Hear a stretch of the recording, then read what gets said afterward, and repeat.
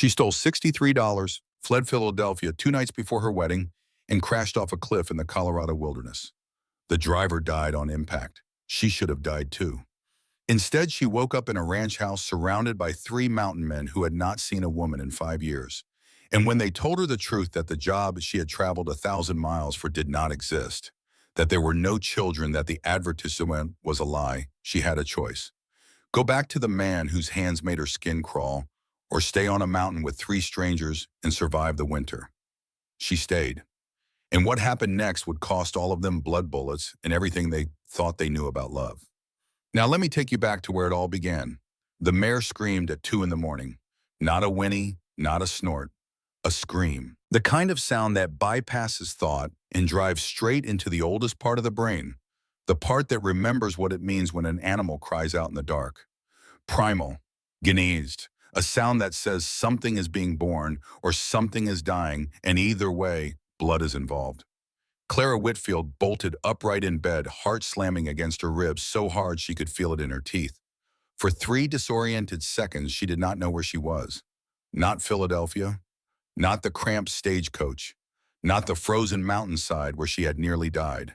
She was in a ranch house, a rough wooden room they lit by dying embers in a stone fireplace the size of a horse stall, and outside that sound again. The mare, Lady, screaming like the world was ending. Clara threw her shawl over her nightgown and ran. The cold November air hit her like a fist as she burst through the door, but she did not slow down. Mud squished between her bare toes. Rain slashed against her face and neck, soaking through the thin fabric of her shawl in seconds. The barn was 100 yards away, lamplight already spilling from its open doors like liquid gold poured across the wet ground. 3 men were already inside. 3 brothers, each one taller and broader than the last, their faces carved from shadow and firelight as they worked over the pregnant mare thrashing on the straw-covered floor. Blood was everywhere. The smell of iron and animal fear hung thick in the air, mixing with the scent of wet hay and lantern oil. Clara did not hesitate. She pushed between them, dropped to her knees beside the screaming animal, and put her hands on the mare's sweat-slicked neck. "What do you need me to do?" 3 pairs of eyes found hers across the mare's heaving body. Gray eyes cold as winter storms. Hazel eyes sharp with suspicion turned to surprise. Green eyes warm even in crisis. In that moment, something shifted between the 4 of them. Something that could never be shifted back. The careful distance they had all maintained since she arrived, the rules they had set, the boundaries they had drawn with such deliberate precision. All of it began to crack like ice on a spring river. But that moment did not happen overnight. It was built brick by brick through 6 weeks of shared meals and careful glances and conversations that lasted too long and silences that said too much. To understand what happened in that barn and everything that came after, you have to understand how a proper Philadelphia governess ended up on a mountain in the Colorado wilderness with 3 brothers who would become her whole world. Let me take you back to where it all began. The lock on Harriet Pemberton's mahogany desk yielded with a soft click that sounded like thunder in the midnight silence. November 1875, Philadelphia. Clara Whitfield's hands trembled as she worked the bent hairpin, a skill learned from a stable boy named Tobias when she was 12 years old, back when her parents were alive, and she had been allowed to be curious, allowed to be wild, allowed to be something other than a commodity to be bartered and sold. 2 nights before her wedding. 2 nights before the cage door would close forever. The desk drawer slid open, revealing neat stacks of correspondence, a leather-bound journal, and tucked in the back corner, a small metal box. Clara lifted it with both hands, feeling the weight of possibility. Inside, $63 in bills and coins, more than enough for a stagecoach ticket west with a little left over for emergencies. She took it all. Let Aunt Harriet explain to Edmund Caldwell why his young bride had fled. Let them both choke on their fury. Let Philadelphia society whisper and judge and clutch their pearls. None of it mattered anymore. Nothing mattered except the advertisement folded inside her copy of Wordsworth's poems, the one she had torn from the Philadelphia Inquirer 3 weeks ago with shaking hands. Mail order, bride needed. Elkhorn Ranch, Colorado Territory. Respectable rancher seeks educated woman for marriage. 3 daughters require mothering and instruction. Isolated mountain location. generous provision, room board protection. 3 daughters who needed a teacher, a man who needed a wife, a mountain where no one from Philadelphia would ever find her. The words had felt like salvation then. They felt like freedom now. Clara tucked the money inside the hollowed pages of her poetry book, the same hiding place she had used as a child to keep secrets from her mother. But mother was 3 years dead now, killed in a train derailment, along with father, and the only secrets left to keep were the kind that could get a young woman committed to an asylum, or worse. She stood in the dark study and allowed herself one moment of honest reckoning. She was about to steal money, assume a false name, and flee across a continent. By every standard she had been raised to respect, she was behaving abominably. But then she thought about Edmund Caldwell, 40 years old, wealthy from shipping investments, soft-bodied with hands that were always damp, the kind of dampness that suggested something unwholesome happening beneath the surface. His smile showed too much gum and not enough warmth. At their engagement dinner, his fingers had crept along her thigh beneath the tablecloth, while he spoke of wifely duties in a voice that made her skin crawl with a revulsion so deep it felt spiritual. Clara had excused herself to the garden and vomited behind the rose bushes, while the dinner guests laughed at some joke she would never hear. Aunt Harriet had arranged the marriage 6 months ago, not a proposal, a transaction. Edmund's shipping connections would benefit the late Mr. Pemberton's business interests. Clara's feelings on the matter had not been consulted. Her consent had not been requested. But Harriet's cruelty was not simple malice. That was what made it so difficult to fight. Harriet Pemberton had herself been married off at 17, wed to a man she did not love by a father who valued alliances over his daughter's happiness. The marriage had brought wealth and social standing, and Harriet had concluded from this that arranged marriages were not just acceptable, but necessary. The only path. The only way a woman could survive in a world that offered her no other options. She did not hate Clara. She genuinely believed she was saving her niece from ruin. And that sincere conviction made her far more dangerous than any simple villain. Clara's parents had died 3 years ago. William and Eleanor Whitfield, crushed and broken in a train derailment somewhere in Pennsylvania. Their bodies returned to Philadelphia in closed caskets because what the wreckage had done to them was not fit for viewing. Clara had stood at the graveside in black crepe and felt the ground shift beneath her feet, felt the architecture of her life collapse like a building with its foundations pulled away. For that, there had been Thomas, her younger brother. Scarlet fever had taken him at 7 years old. Clara remembered sitting beside his bed holding his small hand while his skin burned and his breathing grew shallow, and he had looked up at her with eyes too bright and asked, "Sister, are there lots of stars in heaven?" And Clara had said, "Yes, so many stars," and Thomas had smiled and closed his eyes and never opened them again. Death had been Clara's companion for a long time. It wore Thomas's face, then father's, then mother's. And now, if she stayed in Philadelphia, it would wear her own. Not physical death, perhaps, but the death of everything inside her that was real and alive and hungry for a life worth living. She changed into her gray traveling dress, the plainest thing she owned. She packed a small bag, 2 spare dresses, undergarments, the pearl necklace her mother had given her on her 18th birthday, her teaching certificates from Preston Academy, and the poetry book with its hidden fortune. At the last moment, she added the advertisement, carefully refolded, because it was the only map she had to a future she could not yet imagine. The note she left was brief. "I cannot marry Mr. Caldwell. Please do not search for me." She signed it only with her initials CW, as if by abbreviating her name she could abbreviate her guilt. The back stairs creaked under her weight. Each sound was a potential betrayal. Each groan of old wood, a voice that might wake Aunt Harriet from her righteous sleep. But the house remained silent. Harriet slept the sleep of the self-assured, secure in her belief that tomorrow would proceed as planned, that girls like Clara Whitfield did not run, that proper young ladies accepted their fates with grace and gratitude and closed mouths. Clara stepped into the November night and did not look back. She purchased her stagecoach ticket at 2 in the morning from a bored clerk who barely glanced at her face. She gave a false name, Mary Foster. By dawn, she was 30 miles west of Philadelphia, rattling through Pennsylvania farmland as the sun rose over frost-covered fields that glittered like fields of shattered glass. The journey from Philadelphia to Pittsburgh to St. Louis to Denver stretched into 6 days that felt like 6 lifetimes. 6 days of cramped quarters and stale bread, and the constant sway of wooden wheels over rutted roads that seemed designed by God to punish anyone foolish enough to travel them. Clara shared the coach with a rotating cast of strangers. A gold miner heading back to the Colorado fields, his clothes still carrying the faint chemical smell of sluice water. A circuit preacher whose breath smelled of whiskey and whose sermons delivered to no one in particular grew less coherent with each passing mile. And a young widow named Nell Hadley, traveling with two small children who cried ceaselessly as if they understood that the world they were heading into would be harder than the one they had left.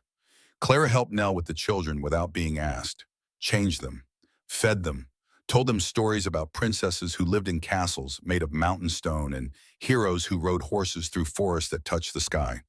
The children listened with wide eyes, and for a few minutes at a time, they stopped crying. Nell watched Clara with tired, knowing eyes. On the third day, she reached across the cramped coach and took Clara's hand.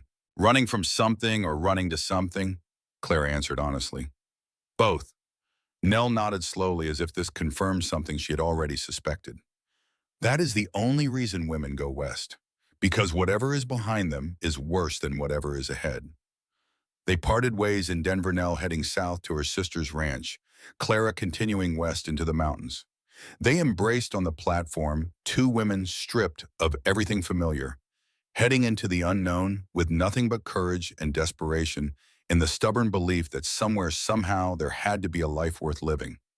At each way station, Clara scanned newspapers for any mention of a missing Philadelphia woman. She found nothing. Aunt Harriet, it seemed, had kept the disappearance quiet, likely to avoid scandal. This gave Clara hope, but she also knew her aunt's pride. Harriet would search, quietly, methodically, with the cold efficiency of a woman who viewed her niece's disobedience not as a cry for freedom, but as a personal insult. On the fourth night, lying on a narrow cot in a Kansas Territory way station, Clara examined her conscience with the thoroughness that Preston Academy had taught her to bring to every intellectual exercise. She had stolen money, lied about her name, abandoned every duty society had placed upon her shoulders.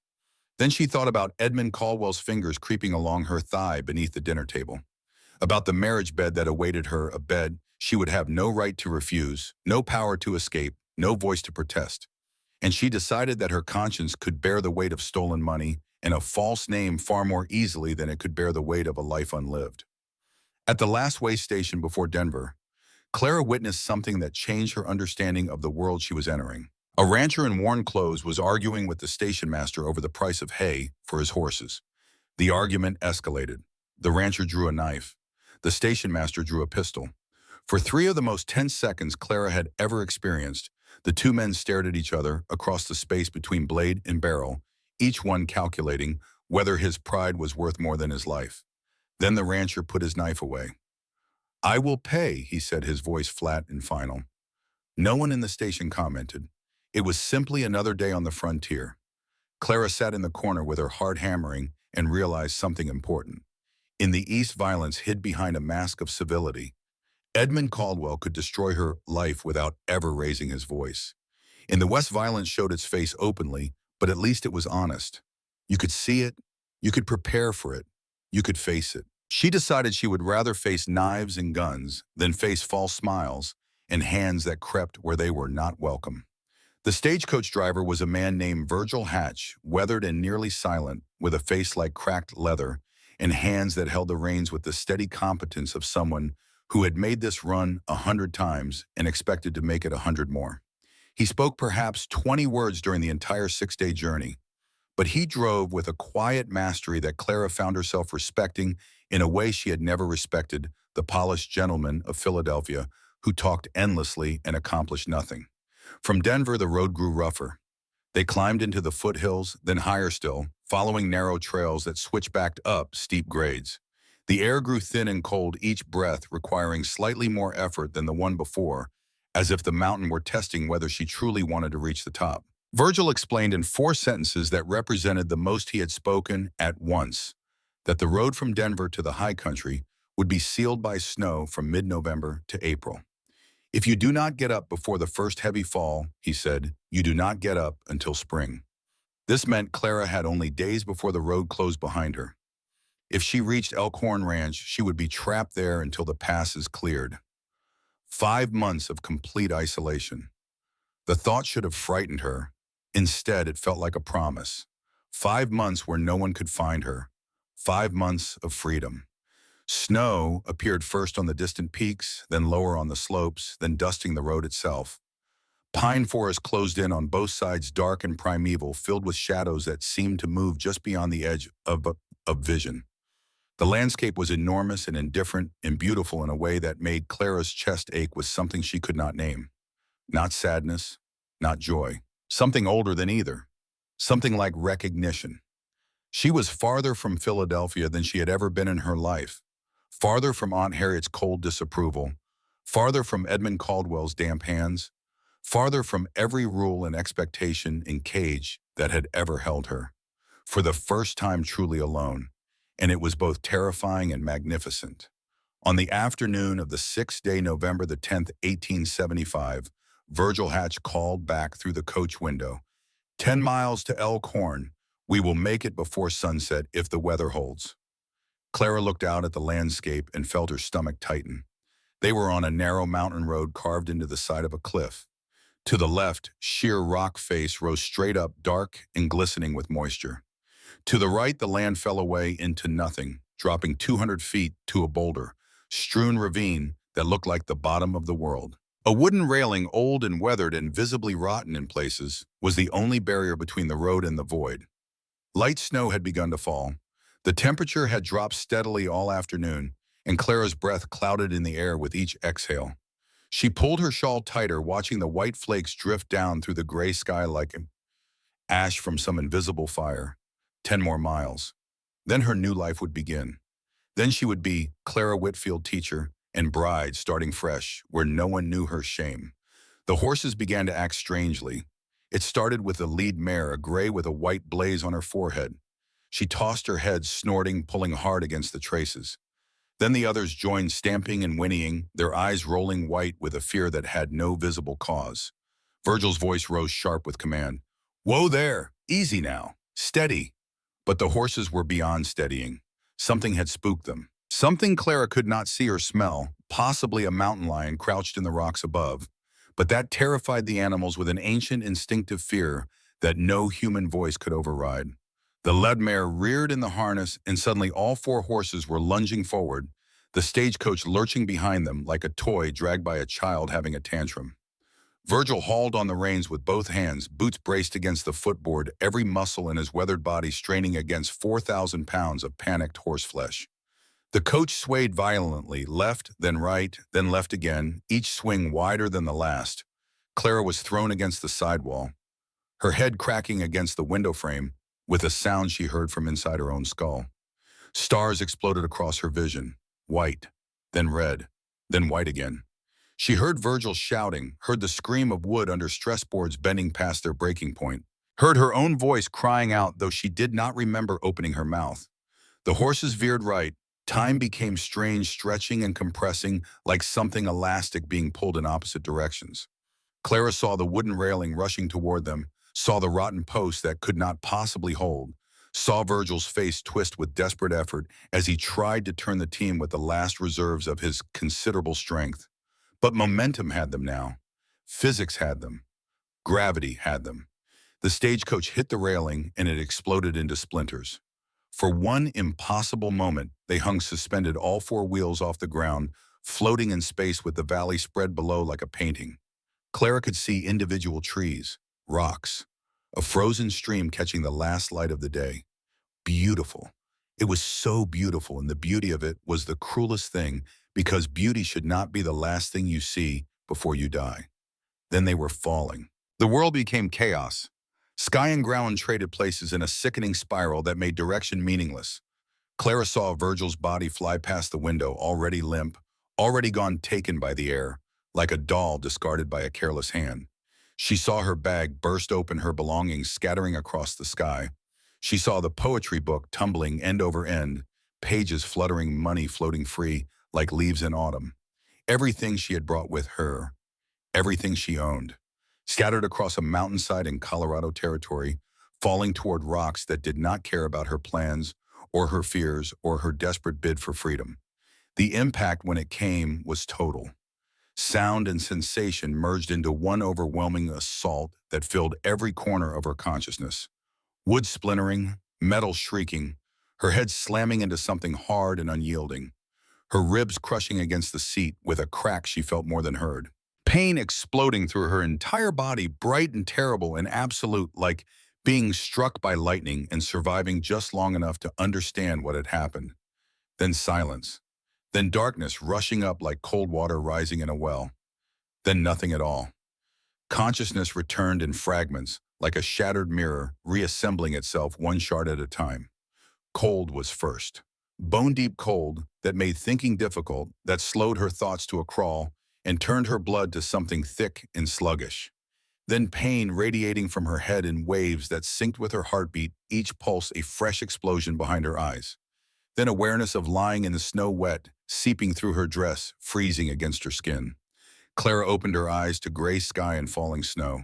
She was 20 feet from the overturned stagecoach, thrown clear somehow in the violence of the crash. Blood ran hot down her temple, already freezing in her hair, forming tiny crystals of red ice that glittered when she moved her head. Every breath felt like knives being driven between her ribs. She tried to sit up. The world spun. Nausea rose like a wave. She fell back gasping and waited for the vertigo to pass, staring up at the snow falling against the gray sky, each flake a tiny white star drifting down from heaven. Around her, the mountainside was scattered with debris, pieces of the coach, clothing, a wheel still intact leaning against a boulder, as if someone had carefully placed it there. And 30 feet away, the body of Virgil Hatch, lying on the rocks with his neck bent at an angle that no living person could achieve. Dead. Definitely dead. Clara had seen enough death to recognize it instantly, the way the body became an object, a thing, all the mysterious vitality that separates a person from a collection of bones and organs, suddenly and irrevocably gone. Death wore Virgil's weathered face, now staring sightless at the sky while snow gathered on his open eyes.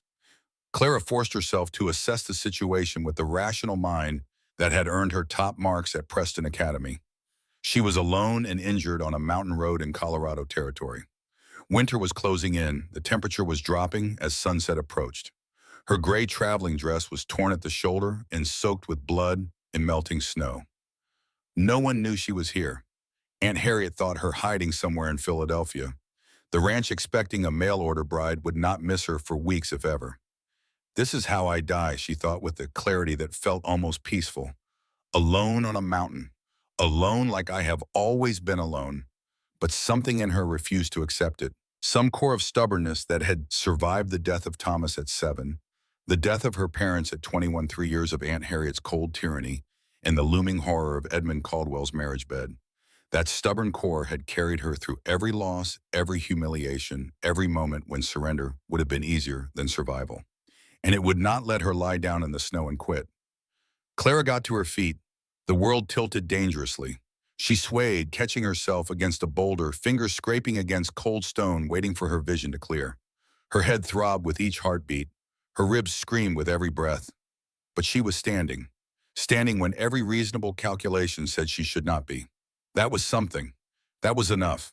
She found her bag wedged in a bush, most of her belongings still inside. The poetry book was gone, along with the money scattered across the mountainside, probably buried under snow by now. But she still had a spare dress, her mother's pearls, the teaching certificates. Not much to show for 24 years of life, but enough to prove she had existed, enough to carry forward. Clara picked up the bag and started walking up the road because down led to the ravine, and the ravine led to nothing. One foot in front of the other. That was all she could manage. One step, then another, the rhythm of survival reduced to its most basic element. The alternative was death, and Clara Whitfield had not stolen money and fled across a continent just to die on a mountainside before even reaching her destination. Rain began to fall, sleeting and cold, mixing with the snow into a gray slush that soaked through her already wet clothes and turned the road to mud. Blood ran into her eyes, and she wiped it away with her sleeve, leaving dark smears on gray fabric. Her hands were shaking. She had bound the head wound with her handkerchief, but it was already soaked through, useless. Time lost meaning.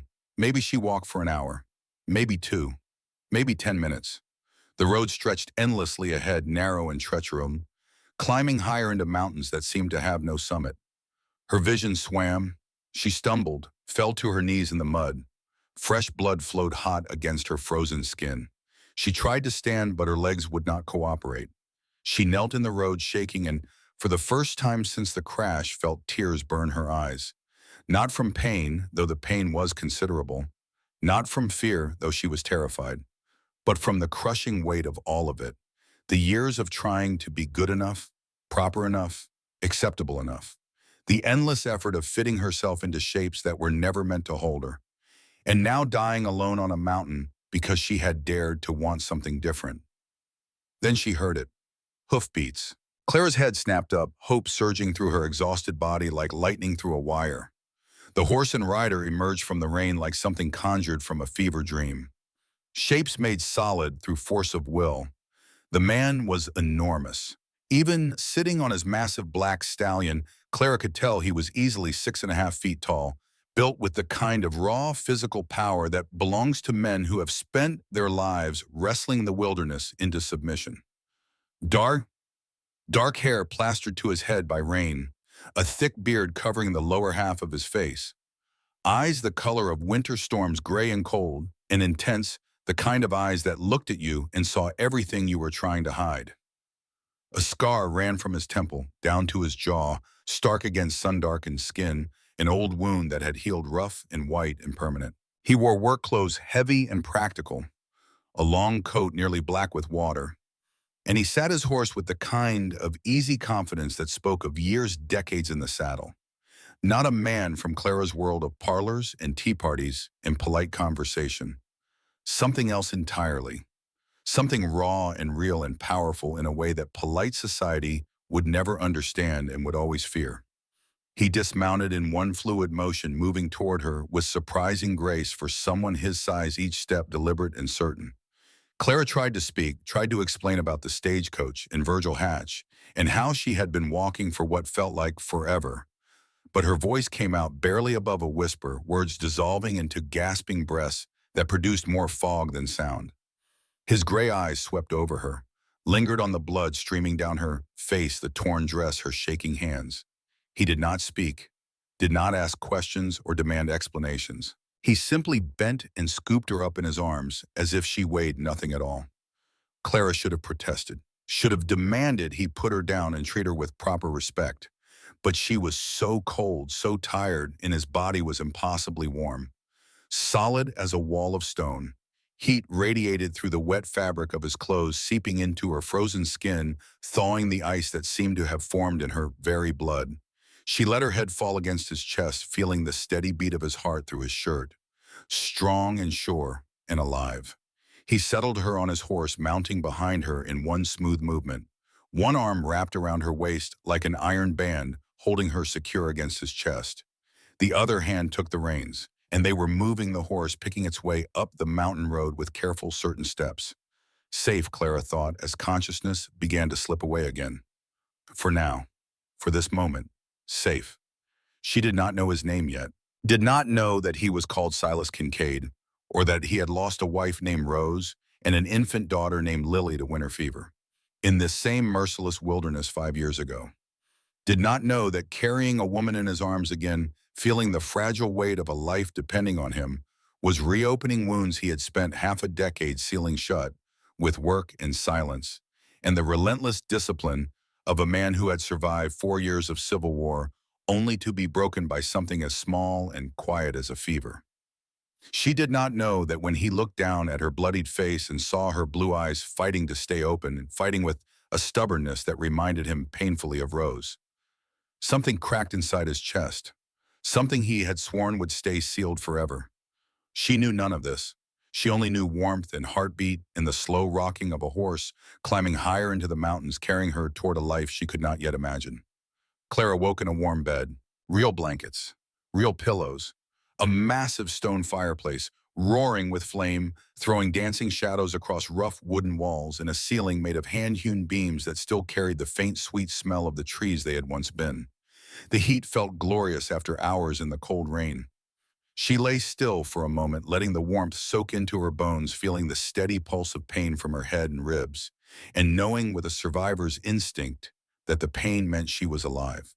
Voices, deep male voices, rumbling near her bed like distant thunder rolling through a mountain valley. "Where did you find her?" "In the road. 3 miles down. Stagecoach went over the edge. Driver is dead." "She the only survivor?" "Looks like it. Head wound. Maybe some ribs. We need to get her warm and dry before we worry about the rest." Clara forced her eyes open. The effort felt enormous, like lifting a weight with muscles she had forgotten she possessed. 3 men stood near the bed, all of them watching her with expressions she could not quite read. The one who had rescued her, Silas, stood closest still, dripping rainwater onto the wooden floor. Behind him was another man, slightly less tall, but just as powerfully built. Same dark hair, but clean-shaven, revealing a strong jaw and a mouth that looked like it had forgotten how to smile. Hazel eyes with flecks of gold studied her with quiet, suspicious intensity, the way a man studies a horse he suspects might bite. The third man stood slightly apart, blond where the others were dark with green eyes that held something warmer, something that might have been concern or curiosity or both. His features were gentler than his companions, but he was no less imposing in size, and there was a quiet strength in his bearing that suggested the gentleness was a choice, not a limitation. All three were tall enough to make the room feel smaller. All three were built like men who had spent their lives doing work that would break lesser bodies. And all three looked at Clara like they had not seen a woman in a very long time. She tried to sit up and immediately regretted it. Pain lanced through her head, her ribs, her shoulder. She gasped, falling back against the pillows. "Easy." The one with the scar moved closer, his large hand pressing gently but firmly on her shoulder. "You took a hard fall. Do not try to move yet." His voice was deep, rough around the edges, like stones tumbling in a river. The kind of voice that expected to be obeyed and usually was. Clara found herself going still under his touch, though whether from pain or something else, she was not entirely certain. "Who are you?" Her own voice came out thin and reedy, barely recognizable as belonging to the woman who had once commanded classrooms full of students at Preston Academy. The 3 men exchanged glances. Some silent communication passed between them, quick as lightning, the wordless language of men who have lived together so long they no longer need words for the important things. Then the one with the scar spoke. "I am Silas Kincaid. This is my brother Wyatt." He gestured to the clean-shaven man, who nodded once sharply like a soldier acknowledging an order. "And that is my brother Caleb." The blond man offered a small, careful smile. "We own Elkhorn Ranch." Clara's heart stuttered in her chest. Elkhorn Ranch, the advertisement, the mail-order bride position, the 3 daughters who needed education and mothering. "But there are supposed to be children," she managed. "Little girls who need a mother and teacher." The 3 brothers' expressions shifted. Something dark and unreadable passed between them, quick as shadows crossing a wall when clouds move across the sun. "There are no children," Silas said quietly. His gray eyes held hers without flinching, without apology, without anything at all, except the hard, unflinching honesty of a man who had long ago stopped seeing the point of comfortable lies. "There never were." The words hit Clara like a second crash. She stared at him, her exhausted mind struggling to process what he was saying. If there were no children, then why had someone advertised for a mail-order bride? Why had she traveled 1,000 miles? Why was she lying in this bed with a split forehead and cracked ribs in a house that belonged to 3 strangers on a mountain she had never heard of 6 weeks ago? "I do not understand," she whispered. Wyatt spoke, his voice rougher than his brother's, carrying an edge of old anger that had nothing to do with Clara and everything to do with a wound that had never properly healed. "We did not place the advertisement. Our former housekeeper did before we fired her for stealing. Martha Griggs." His jaw tightened, the muscles working beneath clean-shaven skin. "She placed it as revenge. Wanted to cause us trouble. Bring some stranger to our door to complicate our lives." He paused, and Clara saw something beneath the anger. Old pain carefully buried but not deeply enough. "I know what it is like to be deceived by a woman," he continued. "My fiancée Catherine left me at the altar 5 years ago for a banker from Denver. Took half my savings with her. So when Martha pulled this stunt, it felt like history repeating. Another woman's lies causing damage to people who did not deserve it. The words hit Clara like physical blows, each one landing precisely on the most vulnerable parts of her already battered spirit. No position, no gym, no reason to be here at all. She had stolen money from her aunt, fled across the country, nearly died in a stagecoach accident, all for a vindictive woman's revenge against men Clara had never met. Then I came all this way for nothing. Her voice sounded hollow even to her own ears. The position does not exist. I have no job, no money to return east, no way to survive. Silence settled over the room like snowfall. The fire cracked and popped. Wind pressed against the windows. Then Caleb spoke, his voice gentler than the others, carrying a warmth that seemed to come from somewhere deep inside him, somewhere that years of isolation and hardship had not managed to freeze. The position could exist, if you are willing to stay. We do need help managing the household. This place has gone to pieces since we fired Martha. Clara's laugh came out bitter and broken, the sound of a woman who had run out of plans and options and the energy required to pretend otherwise. I am trained as a governess and teacher, not a housekeeper for three bachelors in the middle of nowhere. Silas's gray eyes held hers, steady and unflinching. You are also a woman with no other options, injured on our mountain with nowhere else to go. We are offering you a position, room, board, and safety. The alternative is we give you money for a stage ticket back east once you have healed and you return to whatever you left behind. Clara closed her eyes. What she had left behind. Aunt Harriet's cold control, Edmund Caldwell's damp, predatory hands. A city full of people who looked at her and saw only a commodity to be bought and sold and consumed. She had taken the mail-order bride position to escape all that, to find independence in the wild territories where a woman's past did not matter as much as her willingness to work. And now these three mountain men were offering her something similar. Not what she had expected, but perhaps what she needed. I will stay, she heard herself say, and the words felt like stepping off a cliff into empty air, and terrifying and exhilarating and final. At least until spring, when the pass is clear. By then I will have saved enough to go somewhere else. Something that might have been satisfaction flickered across Silas's scarred face there, and gone so quickly she could not be certain she had not imagined it. Good, now lie still while I clean that wound. You may have a concussion. His hands cleaned the gash on her forehead with a gentleness that seemed impossible given their size, fingers scarred from decades of hard labor, but moving across her skin with the practiced precision of a man who knew how to tend wounds, whether on horses or cattle, or apparently women who fell from the sky onto his mountain. Wyatt brought water and clean cloth without being asked, anticipating his brother's needs with the wordless efficiency of long familiarity. Caleb added wood to the fire, adjusting the logs with movements that spoke of years performing the same task in the same fireplace. They moved around her with a coordination that was almost beautiful. Three men who knew each other so well, they functioned as a single organism, each part doing its work without instruction, without hesitation, without wasted motion. Thank you, Clara whispered when Silas finished bandaging her head, for saving me, for not leaving me on that road to die. Silas's expression did not change, but something shifted deep in those gray eyes, something that might have been warmth, or might have been warning, or might have been both at once. We are not monsters, Miss Whitfield. We are just men trying to survive on this mountain. He leaned closer and Clara caught his scent, pine and leather and wood smoke, and something underneath all of that, something purely masculine that she had no framework to understand, but that made her pulse quicken in ways she could not explain. But I should warn you now before you commit to staying, this is not civilization. We do not follow Eastern rules here. We do not pretend to be gentlemen when we are not. If you stay, you will see sides of men you have probably never encountered before. And if that frightens you, it is better you know now. What do you mean? Claire asked. I mean, we work hard, we live rough, and we do not hide what we are. We will respect you, we will protect you, but we will not pretend to be something we are not.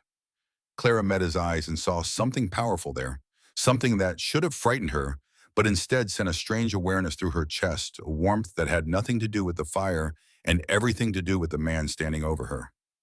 I am not looking for gentlemen, she said. I am looking for survival.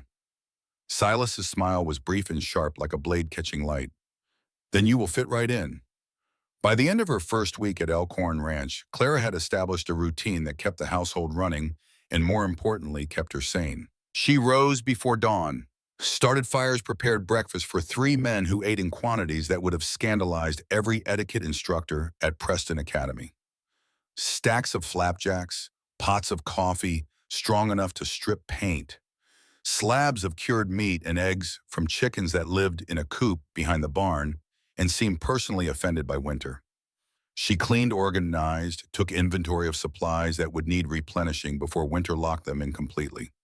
She learned where things belonged, how the household functioned, what rhythms governed life on this isolated ranch, where the nearest neighbor was 15 miles away, and the nearest town was a 3-hour ride through terrain that could kill you if you were careless or unlucky or both. The men gave her space. They were careful about it, almost too careful, maintaining a distance that felt deliberate and studied like soldiers keeping formation. They did not touch her unnecessarily. They did not linger in rooms where she worked. They treated her with a respect that bordered on formality, as if she were made of something fragile, and they were afraid of breaking it.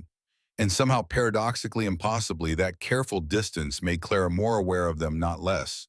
She began to know them individually, not as the brothers, but as 3 distinct men with distinct souls. Silas was the commander. He made decisions with quiet authority and carried the weight of the ranch on his shoulders like it was a physical burden that had been placed there so long ago, he had forgotten what it felt like to stand without it.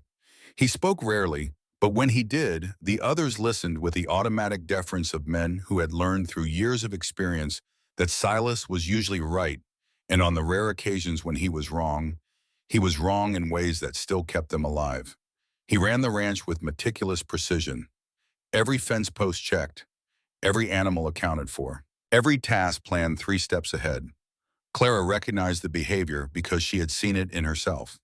It was the hypervigilance of someone who had lost something precious and was determined with every fiber of their being to never let it happen again.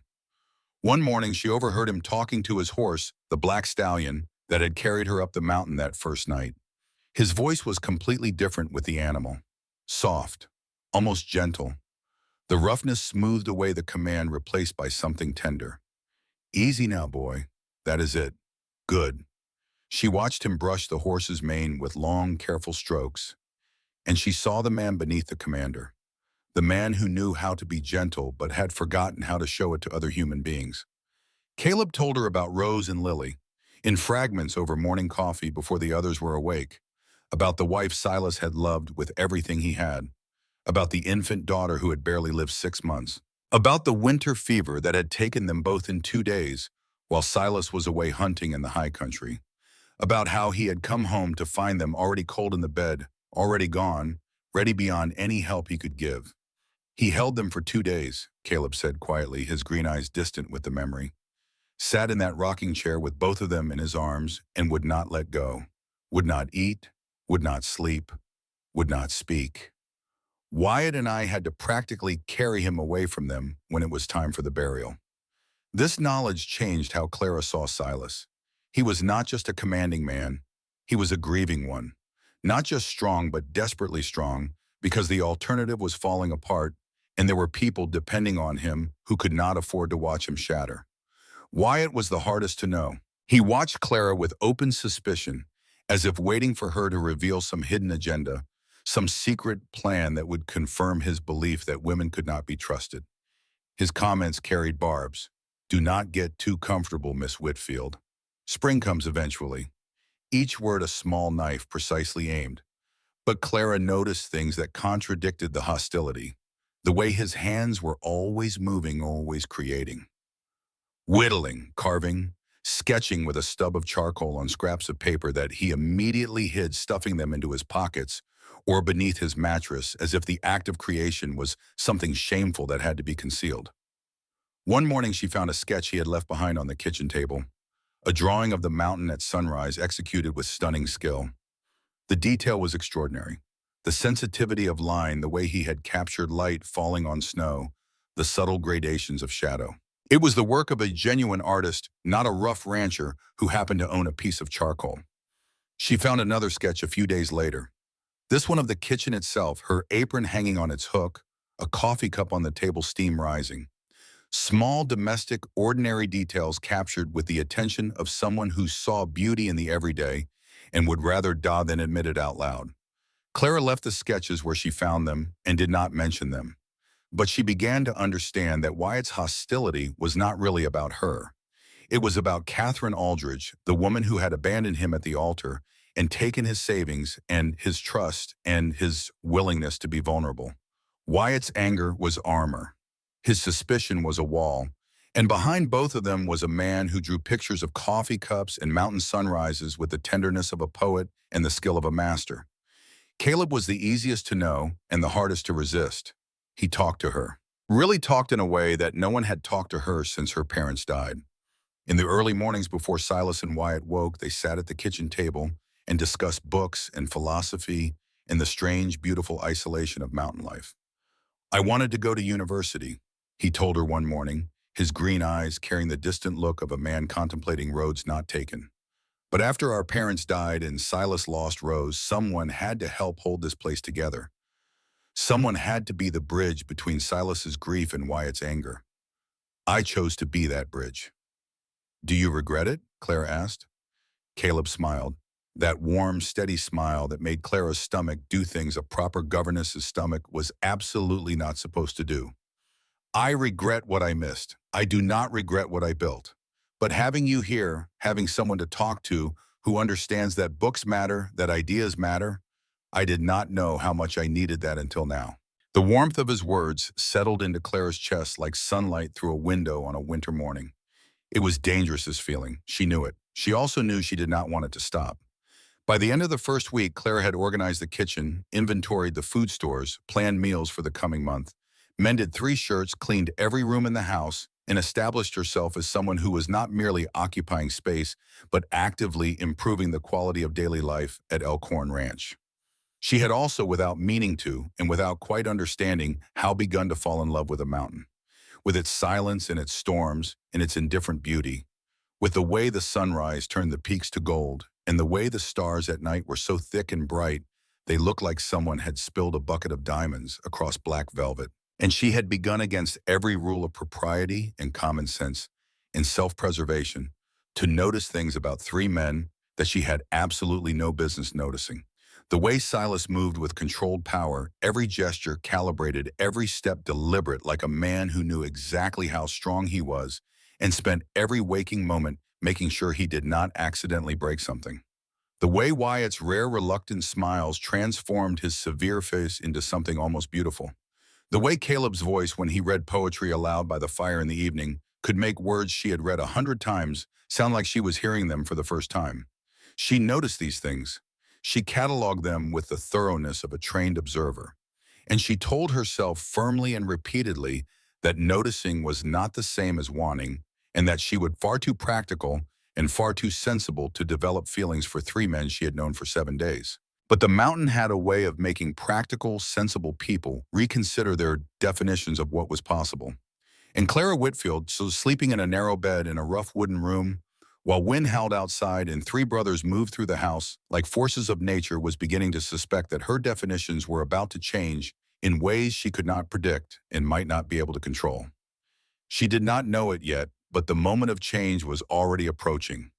Riding toward her on the back of a screaming mare, carried in on a November storm, waiting in a barn lit by lantern light, where 4 people would discover that the boundaries they had so carefully constructed were made of nothing stronger than intention and habit and fear. And fear on Elkhorn Ranch had a very short shelf life. On the 8th morning, Clara made a mistake. She rose before dawn, as she had every morning since arriving at Elkhorn Ranch, moving through the dark kitchen with the quiet efficiency of a woman who has learned that usefulness is the best defense against uncertainty. The fire needed starting. The coffee needed making. 3 men who worked like draft horses from sunrise to sunset needed feeding before they headed out into a cold that could freeze exposed skin in minutes. She reached for the heavy iron kettle to fill it with water, and her healing ribs chose that moment to rebel. The pain was sudden and sharp, a bright flash of white that bloomed behind her eyes and stole the strength from her hands. She gasped. The kettle slipped from her fingers. And then Silas was there. He caught it before it could crash to the floor, one enormous hand closing around the handle with the reflexive speed of a man whose body had been trained by war and wilderness to react before his mind had time to consider. His other hand gripped her elbow, steadying her, keeping her upright when her knees wanted to buckle. He was suddenly very close, close enough that she could smell him, pine and leather and wood smoke, and the faint mineral scent of mountain water on skin. Close enough that she could feel the heat radiating from his body even through his shirt, even in the cold kitchen where the fire had not yet caught. "What are you doing?" His voice was rough with sleep and something else. Concern, maybe, or frustration, or both. "My job." The kettle needed filling. "Not if it means injuring yourself worse." His gray eyes narrowed, the scar on his face pulling tight. "Why did you not tell us your ribs were still bothering you?" "Because they are healing fine. I just moved wrong." "Let me see." It was not a request. Silas Kincaid did not make requests. He made statements that happened to be shaped like suggestions, but carried the weight of commands, and his expression made it clear he intended to check whether her ribs were healing properly, the same way he would check a fence post or a horse's leg or anything else on his ranch that might be damaged and needed assessing. "Absolutely not," Clara said, her face heating despite the cold. "That is completely improper.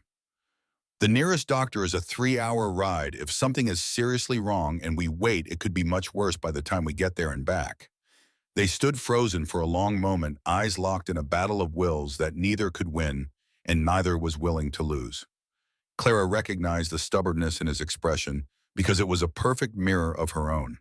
Two immovable objects pretending they were not also irresistible forces. Finally, she lifted the edge of her shawl and the outer layer of her dress, just enough to reveal the bruising along her rib cage through the fabric of her chemise. She did not expose skin. She simply allowed him to press gently along the lines of her ribs, through the cloth, checking for breaks, with the methodical thoroughness of a man who had set enough bones on enough animals to know what wrong felt like under his fingers. His touch was careful, professional, clinical in intent if not entirely in effect, because his hands were warm even through the fabric, and each point of contact sent a small current of awareness through Clara's body that had nothing to do with medicine and everything to do with something she did not have a name for yet. She focused very hard on a knot in the wooden wall across the room and concentrated on keeping her breathing steady. "Nothing feels broken," Silas said, stepping back, "but you need to be more careful. No heavy lifting for at least another week." "I have work to do." "Then let us help." "It is not appropriate for you to help with household chores." "Miss Whitfield." His voice took on a quiet edge, like a blade being drawn slowly from a sheath. "We are isolated on a mountain in winter. You are injured and working in our home. I think we can set aside what is appropriate and focus on what is practical." A long moment passed in which neither of them spoke and neither of them breathed. The air between them felt heavy, charged like the atmosphere before a thunderstorm, when you can feel the lightning building in the clouds even though it has not yet struck. Heavy with something unsaid that both of them recognized and neither was willing to acknowledge. Then Silas stepped back, breaking the tension with a physical retreat that felt more like a strategic withdrawal than a surrender. "Just be more careful. We need you healthy." He walked out into the gray morning, and Clara sank into a chair, her heart racing the places where his hands had pressed still warm through her clothing. She told herself it was nothing, a practical examination. Nothing more. But that night, lying in her narrow bed with wind howling against the windows, she could still feel the ghost of his touch. And she knew with the honest self-awareness that had always been both her greatest gift and her heaviest burden, that what she had felt in that kitchen was not nothing. It was the beginning of something she had no name for. Something that frightened her more than the stagecoach crash, more than the mountain, more than anything Edmund Caldwell had ever made her feel. Because if she let herself want, the careful walls she had built around her heart would crumble, and she did not know who she would be without them. 3 weeks passed in a rhythm of work and weather, and the constant humming tension that none of them acknowledged but all of them felt. Like a wire strung too tight between fence posts, vibrating with every gust of wind, singing a note too high for conscious hearing, but felt in the bones and the belly and the back of the throat. Clara managed the household with efficient competence. The men managed the ranch. They shared meals and space and the warmth of the fire on cold evenings when the temperature dropped so low that ice formed on the inside of the windows and the world outside became a white abstraction. And they maintained the careful distance that Silas had insisted upon. But distance, Clara discovered, was a paradox. The more carefully they maintained it, the more aware she became of every moment it narrowed. She noticed how Silas's eyes followed her across a room, how his voice changed when he spoke to her, dropping lower softer as if some part of him was trying to be gentle, despite having forgotten how. She noticed the way he watched her read in the evening's firelight, playing across his scarred face something like wonder in his expression, as though the sight of a woman with a book was a miracle he had stopped expecting. She noticed Wyatt's evolution from hostility to grudging respect. The first time he ate her venison stew seasoned with wild herbs without complaint, she caught a flicker of surprise on his clean-shaven face there, and gone in an instant. The next day she found a sketch on the kitchen table, her hands kneading bread. Rendered with exquisite detail, each finger captured mid-motion flour dust visible on her wrists. He never claimed it, she never mentioned it, but she tucked it between the pages of her spare dress and kept it like a secret too precious to share. She noticed Caleb's eyes lingering on her face during their morning conversations, that warm green gaze that made her feel seen in a way she had never been seen before. Not as a commodity, not as a servant, not as a body to be evaluated and acquired, as a person, a mind, a soul worth knowing. Three men, three entirely different kinds of pull. And Clara, who had never in her life been desired by anyone whose desire she welcomed, found herself drowning in all three. And then the night they had all been waiting for arrived, though none of them knew they were waiting for it. The mare lady went into labor past midnight on a night when the rain fell sideways and the wind howled through the valley like a living thing. Clara heard the screaming and ran to the barn barefoot shawl over her nightgown, without thinking about propriety or distance or any of the rules they had so carefully maintained. She ran because an animal was in pain, and because something in her, the same stubborn core that had carried her through a stagecoach crash, in a 1,000-mile journey, in a lifetime of loss, simply would not let her stand by while a life was at stake. What happened in that barn over the next hour stripped away every pretense between the four of them. The foal was breached. Clara worked alongside the brothers without hesitation, pressing where Silas directed, becoming part of a desperate effort that left no room for formality or distance or the polite fiction that she was merely a hired housekeeper. They were four people fighting for two lives, and by the time the foal drew its first breath and released its first indignant cry into the lamplight, they were something else entirely. They were a family, and all four of them knew it. Caleb draped his coat around her shoulders as he walked her back to the house, warm from his body, carrying a scent of cedar and smoke that she would remember for the rest of her life. At the door to her room, he stopped. "What happened tonight changed things," he said quietly. His green eyes held hers in the dim light of the dying fire. "I know," Clara whispered. "We have been pretending, have we not, all of us? Pretending this is just an arrangement, just a job, just temporary." His hand lifted from her back to her face, fingers gentle against her cheek, pushing a strand of rain-dampened hair behind her ear. The touch was feather-light, barely there, but it sent warmth flooding through her entire body like sunlight breaking through storm clouds. "I realized tonight that this stopped being temporary a long time ago. For me." Clara held perfectly still, feeling his warmth, seeing the honesty in his eyes. She should step back, should remind him about professional distance and propriety and all the rules that governed the world she had been trained to inhabit. "Get some rest," Caleb said softly, and his hand dropped away. He stepped back. Cool air rushed in where his warmth had been, and Clara felt the absence like a physical wound. The door closed between them. Clara pressed her back against it, heart racing, and finally admitted what she had been denying for weeks. She was falling in love, not with one man, but with three, with Silas's fierce protectiveness, with Wyatt's hidden tenderness, with Caleb's gentle wisdom. Three different men who together made her feel something she had never felt before. Whole, for the first time in 24 years of living whole. The conversation happened on a quiet evening in late November after the snow had sealed the mountain pass and locked them in completely. Four people alone against winter. Caleb broached the subject as he always did. The diplomat, the bridge builder. We need to talk about what is happening between us. All of us. Silence. The fire crackled. Wind pressed against the boarded windows like something alive trying to get in. Silas spoke first, and his voice was raw in a way Clara had never heard from him before. Stripped of command, stripped of control. Just a man standing at the edge of something terrifying and forcing himself to look down.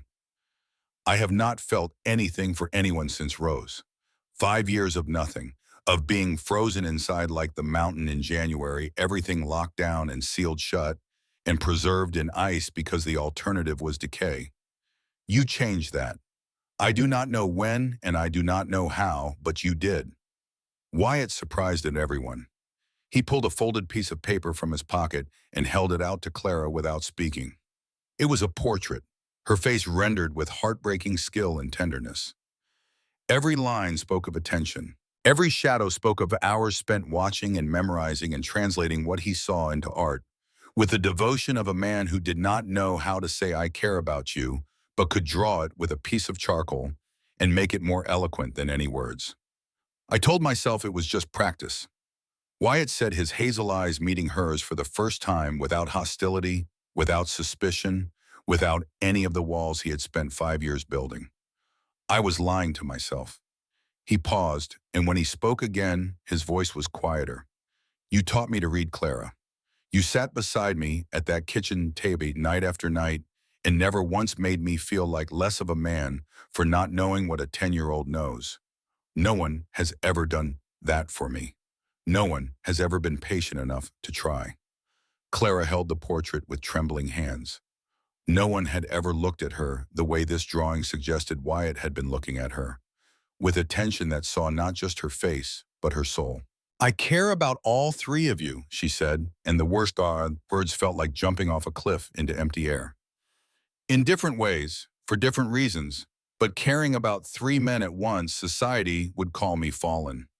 Ruined. Society is not here, Caleb said. The mountain is. We are. Silas stood across the room and knelt before her, this enormous, commanding, scarred man on his knees. He took her hand in both of his carefully, as if she were something precious and fragile and infinitely valuable. I am proposing that we stop pretending, that we acknowledge what we feel and build something real. It will not look like what the world expects, but the world is not up here. People will judge, Clara whispered, if anyone ever finds out. Let them, Wyatt said, and the fierceness in his voice made her look up. I spent 5 years avoiding feeling anything because one woman betrayed me. I am done hiding. If you will have us, all three of us, then we will face whatever comes. Yes, Clara said, to all of it. That night, the four of them sat by the fire while the storm raged outside, and for the first time they shared their truths without armor. Silas spoke of Rose, her laughter, the way she sang to baby Lily, the guilt that still woke him at 3 a.m, with his hands reaching for bodies that were no longer there. Clara held his grief like something sacred. Wyatt showed them his full collection of sketches, years of secret art, the hidden heart of a man the world saw as hard. And Caleb read poetry in a voice low and warm, and when Clara leaned her head against his shoulder, he wrapped an arm around her and breathed in the scent of her hair, as if memorizing it for a future he was only now allowing himself to imagine. They fell asleep by the fire that night, tangled together in warmth and trust, in the profound relief of people who have finally stopped pretending. The door to Clara's private room stood open and unnecessary. Nothing happened between them that night, except honesty and tenderness, and the quiet revolution of four broken people choosing to be whole together. When morning came, everything had changed. The careful distance was gone. In its place, a family, unconventional, undefined by any standard that Philadelphia or Denver or Washington would recognize, but real.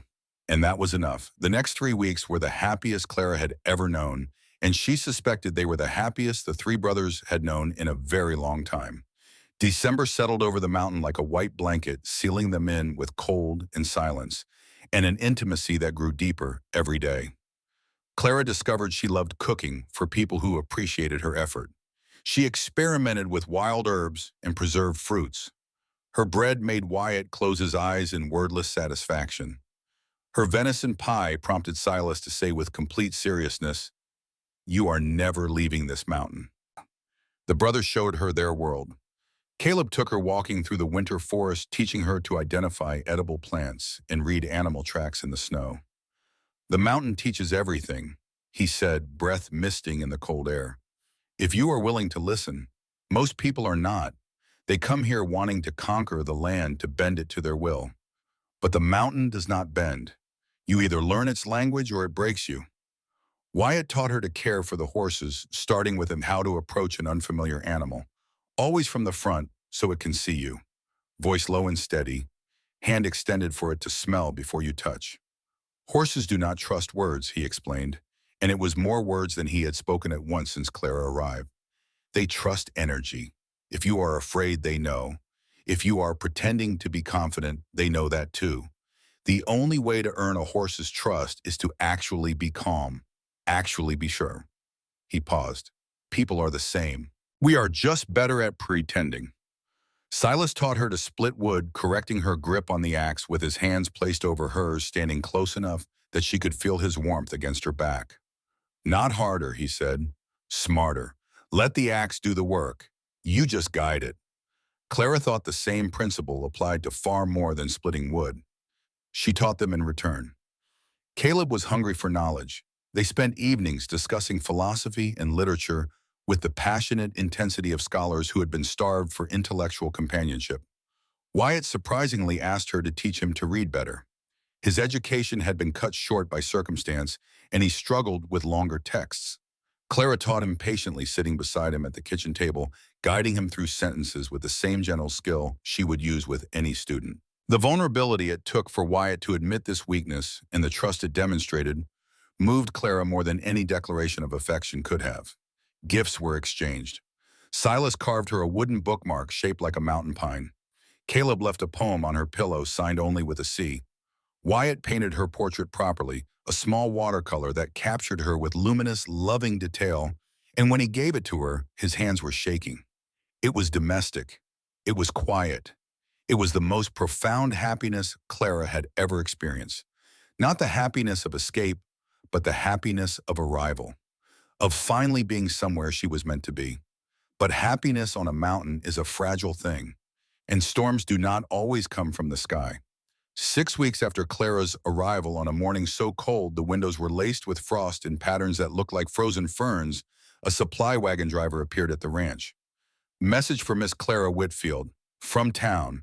A lady said it was urgent. Clara's hands went still in the bread dough. The handwriting on the envelope was achingly familiar. Aunt Harriet Pemberton's precise, disapproving script, each letter formed with the rigid perfection of a woman who believed that even penmanship was a moral obligation. She broke the seal and read Clara. I know where you are and what you are doing. Martha Griggs was kind enough to inform me of your disgraceful situation living unmarried with 3 men in the wilderness. Have you lost your mind entirely? Mr. Caldwell has graciously agreed to overlook your indiscretion if you return immediately. I have hired Pinkerton detective agents to ensure your safe return to Philadelphia. They will arrive within 2 weeks. Do not make this harder than it needs to be. You belong to Mr. Caldwell by contract. Your father signed the betrothal agreement before he died. Return willingly or be returned by force. Harriet Pemberton. Clara's hands shook. She looked up to find all 3 brothers reading over her shoulder, their faces darkening, with every line like the sky before a storm front. Let them come, Wyatt said flatly, his jaw set like iron. You do not understand, Clara said, her voice cracking for the first time in weeks. My aunt has connections. She could bring the law claim I am mentally unsound, force me back against my will. And she has money. Pinkerton agents are not street thugs. They are professionals. There is a solution, Caleb said quietly. Everyone turned to him. His green eyes were steady, certain, the eyes of a man who had spent his whole life finding bridges between impossible positions and was about to build the most important one of his career. She cannot force you back if you are legally married. The room went silent. The fire popped. Snow slid from the roof outside with a soft rushing sound. Married to which one? Silas asked, his voice carefully neutral. Does it matter? The law only recognizes one marriage, but we do not need society's recognition. We only need its protection. I will do it, Silas said immediately. His gray eyes found Clara's, and the intensity in them made her breath catch. I will marry you legally. Let me give you that protection. What about Wyatt and Caleb? We will have our own ceremony, Wyatt said. My. Private, real. The legal marriage is just paper to protect you. But in our hearts, Caleb added, you are wife to all of us. Clara felt tears burning her eyes. Not tears of sadness, but tears of being loved so completely, so unconditionally, by three men who were willing to defy every convention to keep her safe. Yes, she whispered, to all of it. A traveling preacher was summoned within the week. The ceremony was simple. Clara wore a white cotton dress she had sewn herself by lamplight over 3 nights. Silas placed a gold band on her finger, his mother's ring, saved through every hardship and heartbreak. The preacher performed the legal ceremony looking mildly uncomfortable with the 2 additional men who watched the proceedings with undisguised possessive tenderness. After the preacher left, they held their own private ceremony by the fire. Each brother made vows. Each gave Clara a personal token. Silas's mother's locket. Wyatt's carved wooden rose so detailed you could see the individual petals. Caleb's grandmother's pearl hairpin. Clara promised to love all 3 of them in God's eyes, if not the world's, for as long as she lived. That night, the door to their bedroom closed softly. What passed between them in the privacy of their home belonged only to them. When morning came, Clara knew with a certainty that went deeper than thought, deeper than reason, all the way down to the bedrock of who she was, that her old life was truly over. She was Clara Kincaid now, and no one was taking her from this mountain. 1 week after the wedding, the Pinkertons came. The attack happened at midnight, the hour when the body is at its lowest ebb and the mind is most vulnerable to surprise.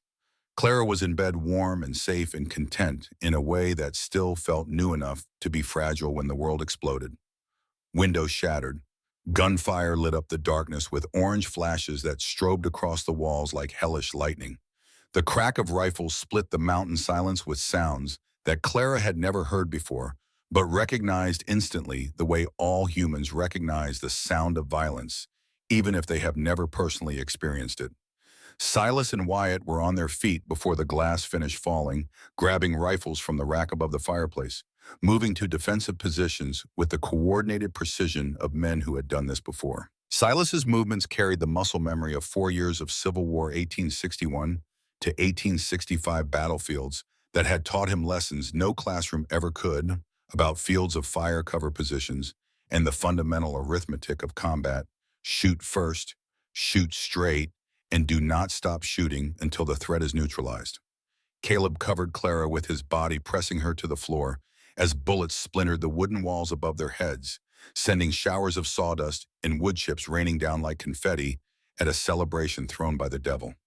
"Stay down!" Silas roared, already returning fire through the broken window, each shot measured and controlled. "I can help," Clara said, her voice steady despite the terror. "Give him a rifle." "You do not know how to shoot," Wyatt shouted from the opposite window. "Then someone teach me, right now." In the chaos, Caleb put a rifle in her hands and taught her the basics in 30 seconds. How to load, how to sight, how to squeeze rather than pull. "Breathe, aim, squeeze," he said, and Clara nodded, and that was all the instruction she would ever need, because she was a woman who had survived a stagecoach crash and a mountain winter. In the particular kind of violence that polite society inflicts on women, it considers property, and she would be damned before she let armed strangers take her from the family she had chosen. The attack lasted less than 5 minutes. The Pinkertons, professional but unprepared for 3 men who defended their home with the ferocity of wolves defending a den, retreated into the darkness. No one on either side was killed, but the message was clear. At dawn, they found the evidence. Tracks from 4 men on horseback and a note pinned to the barn door. "Mrs. Harriet Pemberton offers $1,000 reward for Clara. Whitfield returned unharmed to Philadelphia. She will not stop." $1,000, a fortune, enough to hire an army. "She will not stop," Clara said, staring at the note while the cold morning wind snapped it against the nail. "Not until she gets what she wants. Then we make sure she can not get it." Silas replied, his hand on his rifle, his gray eyes hard as mountain granite. "We fortify, we prepare, and if they come again, we make them wish they had stayed in Philadelphia." What followed was a month of watchful tension that tested every bond between them. The brothers fortified the ranch, boarded windows, set watch schedules, stockpiled ammunition, and Clara learned to shoot. Silas taught her with the method the Union Army had drilled into him during the war. 3 steps: breathe, aim, squeeze. Never pull. Pulling jerks the barrel. Squeezing keeps it steady. The difference between hitting and missing. The difference sometimes between living and dying. Clara practiced every day, firing at targets Wyatt painted on wooden barrels at the edge of the yard. The sound echoed through the valley, bouncing off cliff walls and returning like distant thunder. She learned not to flinch. Learned to treat the rifle as a tool, not a threat. Within weeks, she was hitting the center of the target more often than she missed. Winter itself was as dangerous as any Pinkerton. Temperatures dropped to 30 below during the 3rd week of January. Water froze solid in buckets overnight. Cattle huddled together, breath steaming, and each morning, Clara counted them through the window, each animal still standing, a small victory over the cold. One cow died the 2nd week, frozen stiff in the snow, eyes open as though death had come too fast for it to close them. Clara managed the food stores with military precision.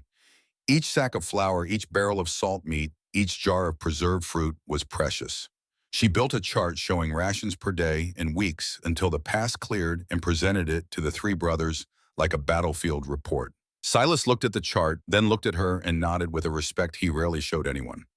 One night during her solo watch rifle across her lap and stars wheeling overhead, so thick and bright, they looked like someone had punched holes in black paper and held a lantern behind it. Silas came out to sit beside her. Not to take over her watch, to share it. They sat in companionable silence for a long time. Then Silas spoke. "Rose would have liked you." Clara looked at him. In the starlight, his face was all plains and shadows, the scar a dark line from temple to jaw. "She was fierce like you, not on the outside. She was soft-spoken, gentle, but underneath she was iron. She came out here with me when everyone said we were crazy. Built this ranch from bare ground and stubbornness."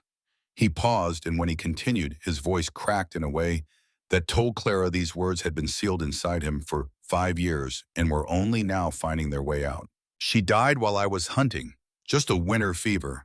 Took her and Lily in 2 days. I was not here. I was not here." Clara reached out and took his hand, large and calloused and warm despite the cold. She did not say it was not your fault because he had heard that before and it had not helped. Instead, she said, "Tell me about Lily."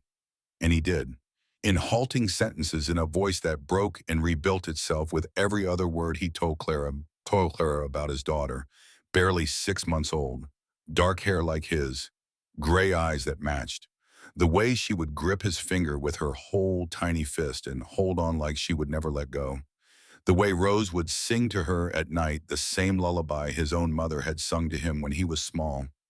By the time he finished, there were tears on his weathered face that he did not bother to wipe away. Clara's own cheeks were wet. She did not try to fix his grief or minimize it or explain it away. She simply held his hand and let him feel it without shame in the dark under the stars on the mountain where he had lost everything and was slowly, painfully learning to live again. "Thank you," he said after a long silence. "For what? For not telling me it was not my fault, for not trying to make it better, for just being here. I am always going to be here, Silas." He looked at her, the full weight of those gray eyes, and she watched the last wall crack. Not fall, not yet, but crack. It was enough.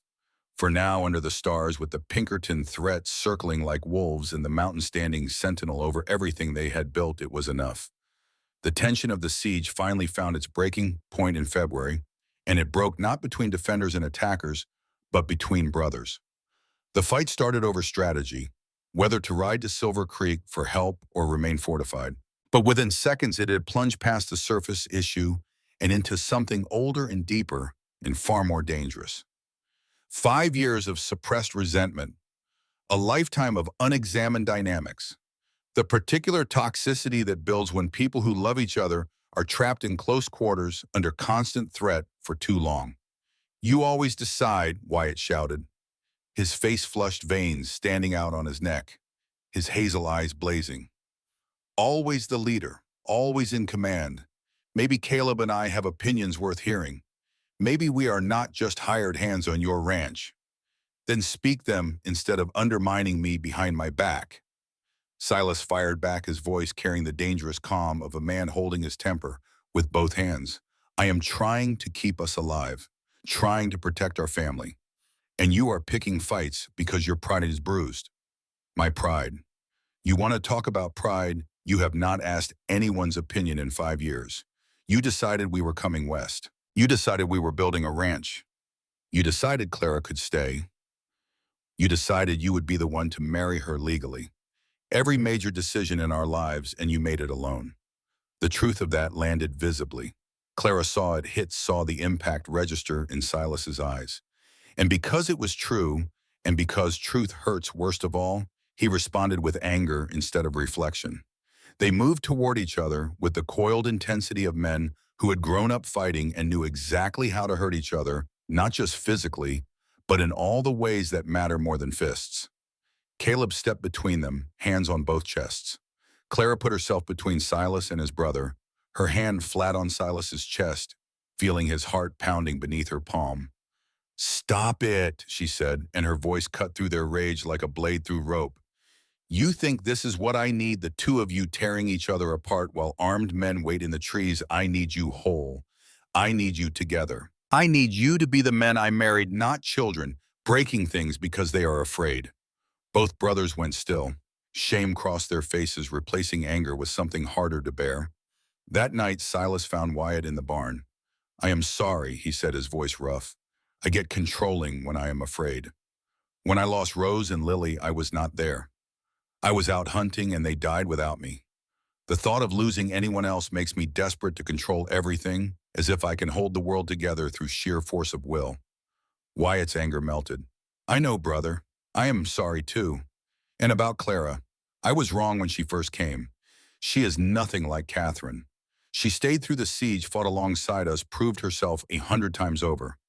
I was protecting myself from being hurt again, not protecting any of us from real danger." They embraced in the coal barn with horses snorting softly in their stalls and lamplight throwing their shadows on the wall. Brothers again, stronger for having been broken and put back together. In late February, Clara began to notice changes in her body. Fatigue that went beyond the stress of the siege. Nausea in the mornings that had nothing to do with fear. A tenderness and a fullness that she had no experience with, but that her body understood before her mind caught up. She knew what it meant before she admitted it to herself. And the brothers knew before she told them. "We have known for a few weeks, Clara," Caleb said gently one quiet morning. Her hands went to her belly. "Why did you not say something? We were waiting for you to tell us. Did not want to pressure you." "I am going to be a mother." "And we are going to be fathers," Caleb said. "All of us. This child belongs to all of us. Biology does not matter." Silas knelt before her, his large hands gentle on her stomach, and Clara saw something in his gray eyes she had never seen there before. Hope. Raw, unguarded, terrifying hope. The hope of a man who had buried one child and was being offered against all reason and expectation the chance to raise another. "A baby," he breathed. "Rose would have loved this." In late February, with Clara 4 months along, the weather turned vicious. A blizzard descended that dwarfed every storm before it. Temperature plummeted to 40 below. Snow fell so thick, visibility dropped to 3 feet. And in the middle of it, the Pinkertons made their final move. Led this time by Captain Jonas Mercer, a former Army officer, 45 years old, a man of principle who served whoever paid him, but whose conscience had begun to ask questions his employer did not want answered. Mercer had done his homework. He knew Silas Kincaid was a veteran, knew the ranch house would be defended with military discipline, knew that taking it by storm would cost lives. But Harriet Pemberton's money was good, and Mercer had a reputation to maintain. And somewhere beneath both of those practical considerations was a soldier's curiosity about the man on the other side of the wall. What kind of man inspires a woman to fight off professional agents rather than go home? What kind of man builds a family that 3 grown men are willing to die for? Mercer wanted to know. He would find out the hard way. Silas heard the hoof beats through the howling wind. Most people would have missed them, but years of war had taught him to filter sound to identify what did not belong. The metallic ring of shod hooves on frozen rock, the creak of leather saddles, shadows moving through the white curtain in groups of four spaced too evenly to be animals. They are coming, everyone to positions. His voice was calm, terrifyingly calm. The calm of a man who had heard gunfire before and knew that panic kills faster than bullets. Clara grabbed her rifle. Her hands were steady. Breathe, aim, squeeze. Silas's words her second heartbeat now. The battle lasted 20 minutes that felt like hours. Silas fired from the front with the disciplined precision of a veteran. Wyatt covered the east fast and fierce. Caleb took the west methodical and careful. Clara held the back door, her body pressed against the stone fireplace wall, the thickest barrier in the house, and when a shadow tried to circle behind the building, she fired and saw the man stumble, clutching his arm.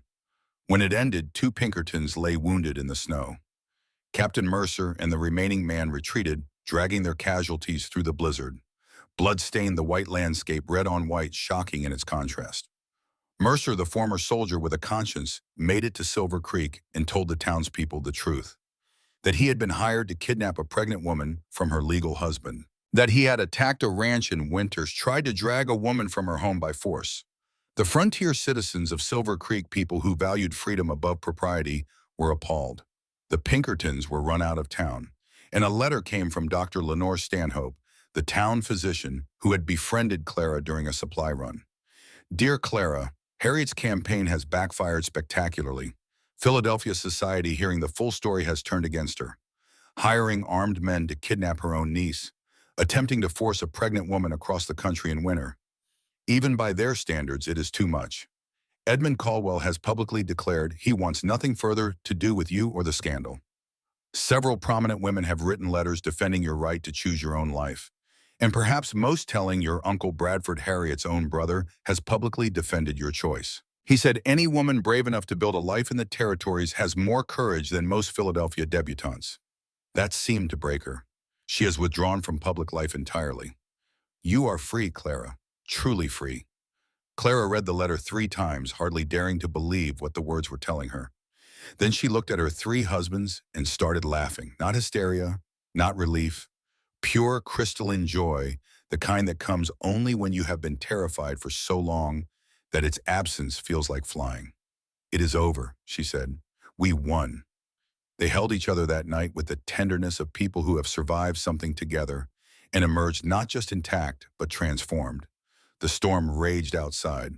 Inside there was warmth and safety and love and the quiet, steady heartbeat of a baby growing in the space between 4 people who had each been broken in different ways and had chosen against every obstacle the world could throw against them to be whole together. The siege was over. The enemy had retreated. Spring was coming, and with it a birth, a beginning, and a future that none of them had dared to imagine 6 months ago when a battered woman fell from the sky onto their mountain and changed everything. Spring came late to the mountains that year, as if winter had grown fond of the siege and was reluctant to lift it. But when it finally arrived in early April, it came with a violence that matched everything else about this landscape. Snow did not melt gently on the high peaks of Colorado territory. It surrendered in torrents, crashing down ravines and waterfalls that roared like freight trains, turning every creek into a river and every river into something that could sweep a horse off its feet and carry it a mile downstream before the rider had time to understand what was happening. Green pushed up through brown earth with the stubborn determination of life refusing to stay buried. Wildflowers appeared on south-facing slopes, tiny explosions of purple and yellow and white that seemed impossible after months of relentless white. Animals emerged from winter dens, blinking in the light, moving slowly through a world that had changed while they slept. And Clara's pregnancy progressed into its final months, her body changing with the season, both she and the mountain coming back to life after the long frozen siege. With the threat from Aunt Harriet neutralized, a new lightness settled over Elkhorn Ranch, like sunlight after a storm that everyone had begun to believe would never end. The brothers laughed more easily.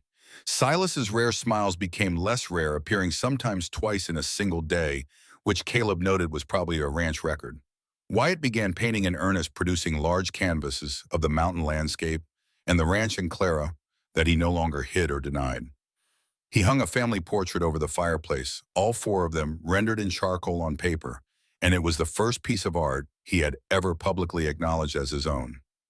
Caleb started keeping a journal recording their story in careful, thoughtful prose that Clara read over his shoulder sometimes and told him was good enough to publish, which made him blush to the roots of his dark blonde hair and changed the subject to something about horse feed. Clara, freed from the constant fear of being dragged back east, allowed herself to dream about the future for the first time since her parents died. She thought about the baby growing inside her, about the life this child would have raised in mountain air, in open spaces by three devoted fathers, and a mother who had chosen her life instead of having it chosen for her. And she thought about teaching, about the education she had worked so hard for at Preston Academy, and how she might use it even here, even on a mountain where the nearest schoolhouse was a 3-hour ride away. The first trip to Silver Creek since the siege confirmed what she had suspected. The town was small, a main street with a general store, a saloon, a church with a steeple that leaned slightly to the left as if it too had been buffeted by Colorado winds, and Dr. Lenore Stanhope's medical office. People stared as the Kincaid party rode in. Word had spread about the ranch wife and her unusual household. Some looks were hostile. Mrs. Patterson, the banker's wife, crossed the street to avoid them, with the elaborate casualness of a woman pretending not to see someone she was very deliberately ignoring. But others were curious, a few were openly friendly, and Dr. Stanhope greeted Clara with the blunt warmth of a woman who had long ago stopped caring about other people's opinions. "You have become something of a legend," Lenore said, her brown eyes sharp with amusement. "The Philadelphia lady who fought off Pinkertons while carrying a child. Half the women in town think you are scandalous. The other half think you are magnificent." "Can I not be both?" Clara asked. Lenore laughed, and Clara decided she had found a friend. It was during this visit that Clara saw the schoolhouse. A small building at the edge of town, one room with rough wooden benches and a slate board so scratched it was barely readable. And it was empty. The previous teacher had left over the winter, driven out by loneliness or cold or both, and no replacement had been found. Clara stood in the doorway of that empty schoolhouse and felt something settle inside her, deep and certain, like a foundation stone being laid. This was what she had been trained for, what she loved, what she was meant to do. These frontier children deserved education as much as any Philadelphia student, and probably needed it more. She did not act on it immediately. There was a baby to deliver first and a household to manage, and the careful business of earning a community's acceptance, one conversation at a time. But the seed was planted, and seeds in Colorado soil, once planted, tend to grow with a stubbornness that mirrors the people who plant them. On the morning of May the 15th, 1876, Clara woke before dawn to wetness between her legs and a cramping pain that stole her breath so completely she could not speak for 3 full seconds. "Silas." The word came out as a gasp. "Something is wrong. It is too early." The baby was not due for another month, but her body had made its own decision, and bodies, Clara had learned, do not negotiate. Silas was on his feet before she finished speaking, lighting lamps with the rapid efficiency of a man whose hands had been trained by crisis to perform complex tasks while his mind was still catching up. He checked her condition, and his face went pale beneath the weathered tan in a way Clara had never seen before and hoped never to see again. "Caleb, ride for Dr. Stanhope," he commanded, his voice carrying the calm authority that had held 3 men together through war and grief and everything since. "Wyatt, boil water and get clean linens. Clara, stay calm. Women have babies early all the time. You are going to be fine." But his eyes told a different story. Behind the calm, behind the command, Clara could see it. The shadow of Rose, the ghost of Lily. The old nightmare replaying in real time, projected on the screen of the present by a memory that refused to stay buried, no matter how deeply he tried to bury it. He was not just delivering a baby.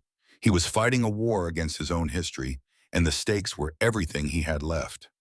Caleb rode out into the darkness, pushing his horse hard toward town. But spring melt had made the creeks flood, and the North Bridge, a wooden structure that had survived 15 winters, had finally surrendered to the current sometime during the night. He returned alone. His green eyes held apology and fear in equal measure. "Dr. Stanhope cannot get through. The bridge is gone." The words hung in the air like a sentence. Clara watched them land on Silas's face and saw, for one brief, terrible moment, the full weight of what they meant crush against his composure. No doctor, no help, Just him and his hands and the woman he loved and the baby that was coming, whether anyone was ready or not. Then the moment passed and the soldier in him took over. Wyatt, more water, more cloth. The small knife sterilized. Caleb, stay with her, keep her talking, keep her conscious, keep her focused. Clara. He knelt beside the bed and took her face in both hands, his gray eyes locking onto hers with an intensity that felt like an anchor dropped into deep water. I am going to deliver this baby. I have done this before with animals, and I know what I am doing. You are going to trust me. You are going to fight, and we are going to bring our child into this world together. Do you understand? Yes, Claire whispered. You are not going to die. I know. I am not going to let that happen.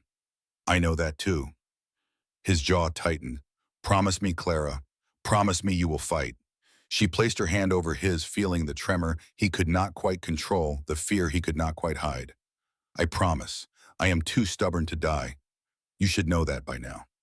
The ghost of a smile crossed his face, brief and fierce.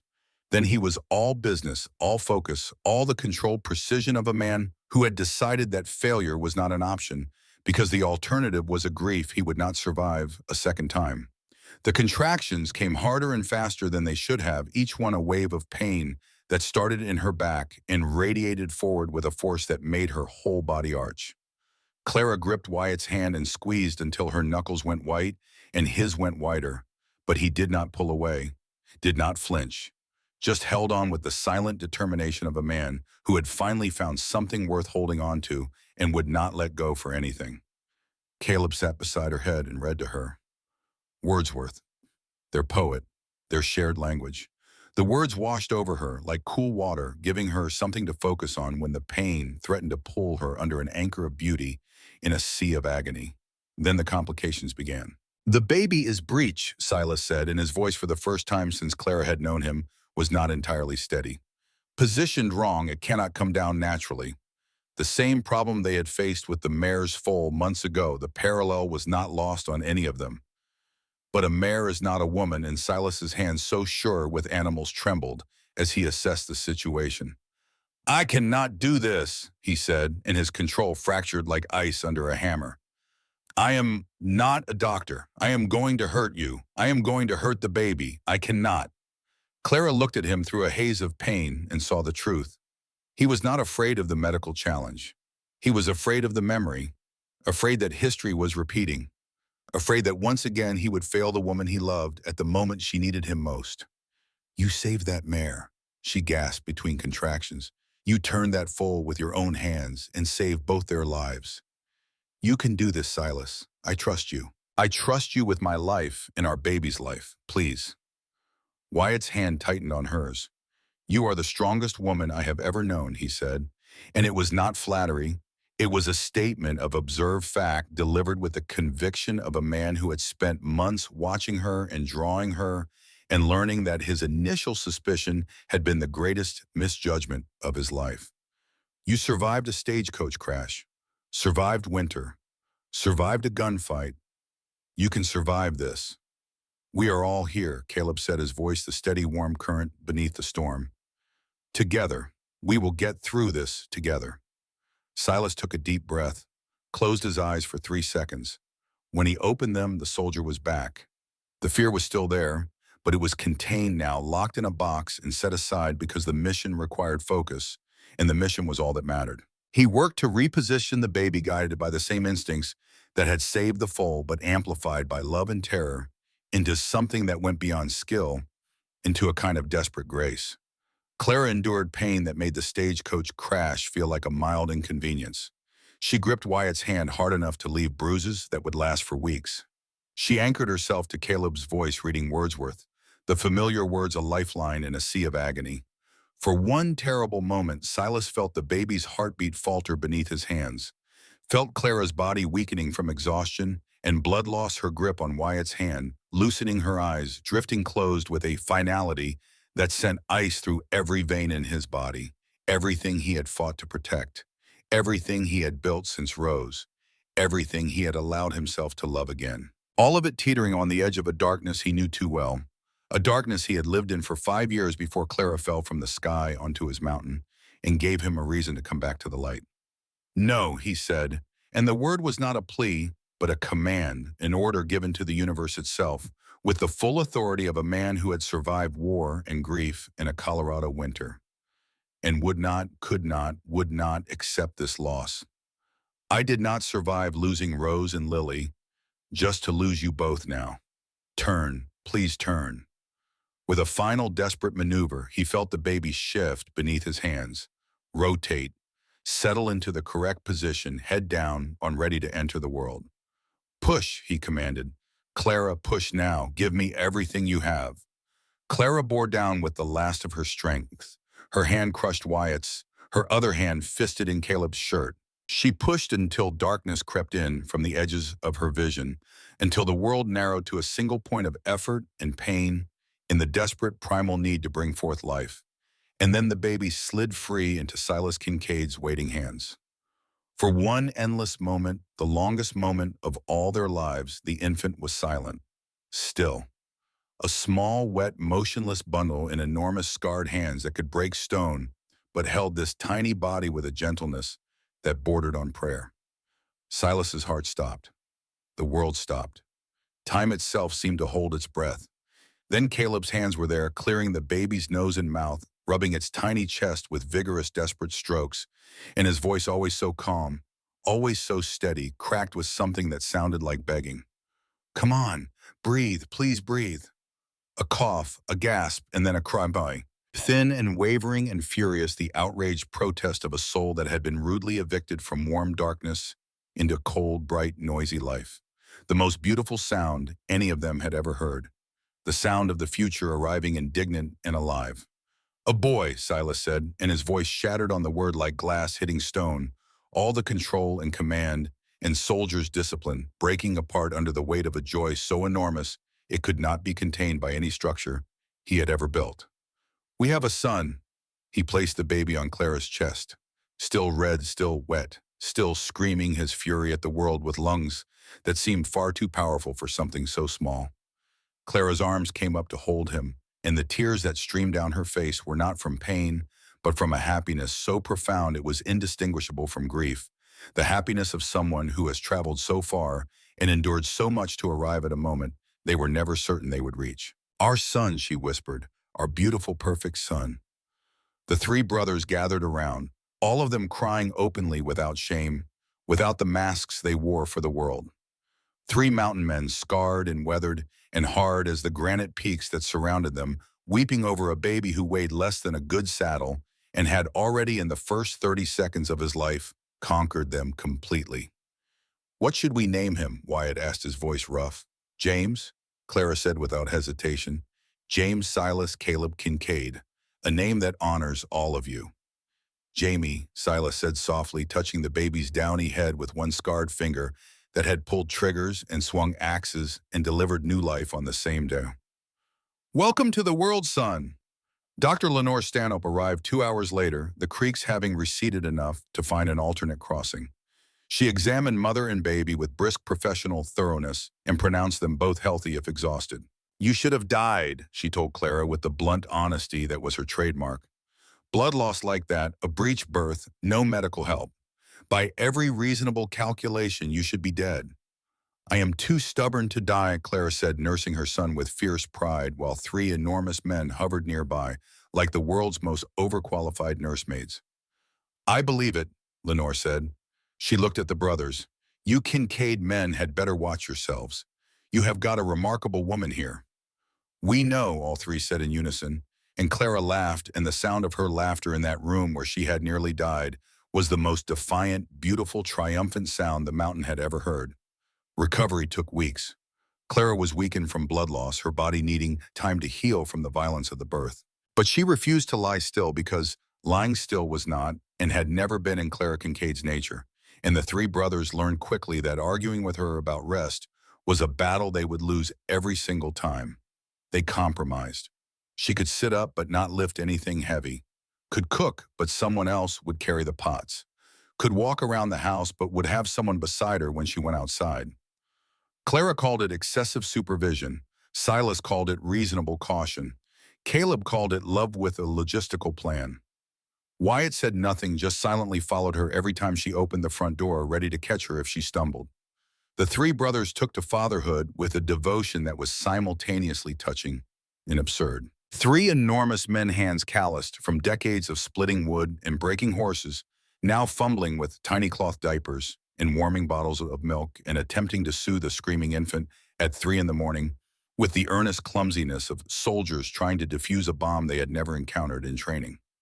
Silas held Jamie for hours, talking to him in low tones about mountains and horses and what it meant to be a Kincaid, telling him stories about grandfathers and great-grandfathers who had carved lives from wilderness through nothing but stubbornness and sweat. The baby seemed to recognize his voice, going quiet when Silas spoke, as if the same authority that steadied grown men and calmed frightened horses could reach even a consciousness that was only weeks old. "You will grow up strong on this mountain, son," Silas told the baby one evening, rocking gently in the chair by the fire while Clara watched from the doorway. "You will learn to ride before you walk. And when you are older, I will tell you about your mother Rose and your sister Lily, because they are part of this family, even though you will never meet them." Clara's eyes filled with tears, and she turned away before he could see, because some moments are too sacred to interrupt and too beautiful to watch without weeping. Wyatt sketched Jamie constantly. Every expression, every tiny change, every new discovery the baby made about his own fingers, or the light coming through the window, or the interesting acoustic properties of his own voice at maximum volume. He filled an entire sketchbook in the first month and started a second. On the last page of the first book, he drew a family portrait, all 5 of them, and he signed it with his full name, the first time he had ever put his name on any piece of his art. Caleb read to Jamie, Shakespeare and Tennyson and Wordsworth, instilling a love of language before the baby could possibly understand a single word. "He will be the most literate infant in Colorado territory," Caleb declared with proud satisfaction, and Clara told him he was absurd and wonderful in equal measure. But the moment Clara remembered most from the recovery was not any of these. It was a quiet afternoon sun streaming through the window, Jamie asleep in his cradle, the brothers outside working. She sat at the kitchen table with a cup of tea, looking out at the valley through the window that had been replaced after the Pinkerton attack. And she realized, not as a thought but as a feeling, deep and certain as bedrock, that this was home. Not a place she had fled to. Not a place she was trapped in. Home. Where she belonged. Where she had chosen. Where she had been chosen in return. Tears ran down her cheeks. Not from sadness or joy, but from relief. Pure, absolute, bone-deep relief. The relief of a person who has spent 24 years searching for where they belong and has finally, against every odd and expectation, found it. The letter arrived with the autumn supply wagon carried by Dr. Lenore Stanhope herself, Clara. "Silver Creek needs a school teacher. The town council has agreed over some objections that your personal situation does not disqualify you from teaching children. Wages are $30 per month. Many families are eager for an educated teacher. Some will object, but I will fight for you. Come teach." Clara stared at the letter, and something inside her that had been waiting quietly for months finally unfurled like a flag in wind. "Do you want to do this?" Silas asked. "Even knowing some people will judge." "People already judge," Clara said. "But if Dr. Stanhope is willing to fight for me, I should fight too. I want to teach Silas. I want to use my education for something beyond this household. I want it to matter." "Then you will teach," Caleb said. "We will support you." Wyatt nodded. "You are not just our wife, Clara. You are your own person with your own dreams. We will not cage those." The word cage echoed in Clara's mind like a bell. She thought of Aunt Harriet's house, of the wedding dress that had hung in her wardrobe like a burial shroud, of all the cages she had escaped, all the ones she had seen other women accept as inevitable. And she thought of these 3 men who could so easily cage her with love and protection and the desire to keep her safe, choosing instead to open the door. She began teaching in October of 1876. 20 children ages 6 to 14 in the small one-room schoolhouse at the edge of Silver Creek. Some families refused to send their children. Mrs. Patterson led a vocal opposition, calling Clara a woman of loose morals, unfit to instruct the young. But most were practical frontier people who valued education over scandal and results over reputation. Clara taught mathematics through practical problems. How many fence posts for a 50-acre ranch? How much flour to survive a 6-month winter? She taught literature through stories that spoke to frontier life tales of courage and perseverance and building something from nothing against odds that sensible people would call impossible. Her star pupil was a girl named Abigail Crawford, 12 years old, with fierce intelligence and a hunger for knowledge that reminded Clara painfully of herself at that age. Abigail's father, a cattle rancher with hands like leather and opinions to match, did not see the point of educating a girl. She will marry and have babies, he told Clara bluntly. What good are books to a ranch wife? Clara looked at him with steady blue eyes. I am a ranch wife, Mr. Crawford, and I am also standing in a schoolhouse doing the thing I was educated to do. Books gave me that choice. I would like your daughter to have the same one. Crawford grunted and walked away, but he did not pull Abigail from school. And the following week, Abigail arrived with a new notebook, clearly purchased, not homemade. Her father's grudging concession to a future he did not understand but had decided to allow. Within months, even skeptical parents admitted their children were learning more than they ever had before. And Mrs. Patterson's final campaign, a petition to remove Clara on moral grounds, gathered 12 signatures before being crushed by a counter petition of 47 families, organized by Dr. Stanhope, and delivered to the town council with the straightforward message, remove our teacher and we will remove you. The matter was never raised again. 2 years passed. Jamie grew into a sturdy, bright-eyed toddler who had begun to walk with the determined wobbling gait of someone who knows exactly where he wants to go, but has not yet mastered the mechanics of getting there. Clara gave birth to twin girls on a warm spring morning, both healthy and screaming, and they named them Emma and Rose, honoring both the future and the past. The ranch prospered. The family thrived. Then the final challenge arrived, not with guns, but with papers. A well-dressed woman appeared at the ranch on a September afternoon, her clothes too clean for the dusty road, her shoes too impractical for the terrain, everything about her screaming Eastern money and Eastern assumptions. She introduced herself as a lawyer representing the estate of Edmund Caldwell, recently deceased of heart failure. Mr. Caldwell, in his will, left a claim on you as his rightful wife according to a betrothal contract signed by your father. The lawyer said, her voice carrying the practiced neutrality of someone delivering unpleasant news as a professional service. The estate is seeking $5,000 in damages for breach of contract. Clara stared at her. $5,000. More money than the ranch earned in 2 years. A number designed not to be paid but to destroy. Get out, Wyatt said, his voice carrying the quiet danger of a man who had killed a rattlesnake that morning and was not yet done being in the mood for it. I have legal documents, the lawyer began. Silas rose to his full height, 6 feet and 6 inches of mountain man and former soldier, and the lawyer took an involuntary step backward that she would probably deny later. But before either brother could say another word, Clara stopped them. Wait, she said. I want to respond. She walked to the lawyer. Her back was straight. Her voice was steady. Her blue eyes held no fear, no uncertainty, no trace of the terrified girl who had stolen $63 and fled Philadelphia in the dark. She was Clara Kincaid, wife, mother of 3 children with a 4th on the way, teacher to 20 students who called her Mrs. K and brought her wildflowers on the last day before summer break. Mountain woman, survivor, and she was done being afraid. Tell the estate this, she said. I was never the rightful wife of Edmund Caldwell. The betrothal contract was signed under duress. My father was coerced by financial pressure from Harriet Pemberton. I was a minor when it was negotiated, and I never gave consent. The contract is null and void under any reasonable interpretation of the law. Her voice gained strength with each sentence, building like a river fed by mountain streams. Furthermore, I am legally married to Silas Kincaid, married in 1875 before Caldwell's death. Any claim on me as his property, because that is what this contract amounts to, is invalid. And if the estate pursues this matter further, I will countersue for harassment and emotional distress. She stepped closer to the lawyer, close enough to see the woman's eyes widen slightly. But most importantly, I'd tell them this. I am a free woman. I have built a life in these mountains. I have a family that loves me. 3 children with another coming. A career teaching children in a community that respects me. I owe the Caldwell estate nothing.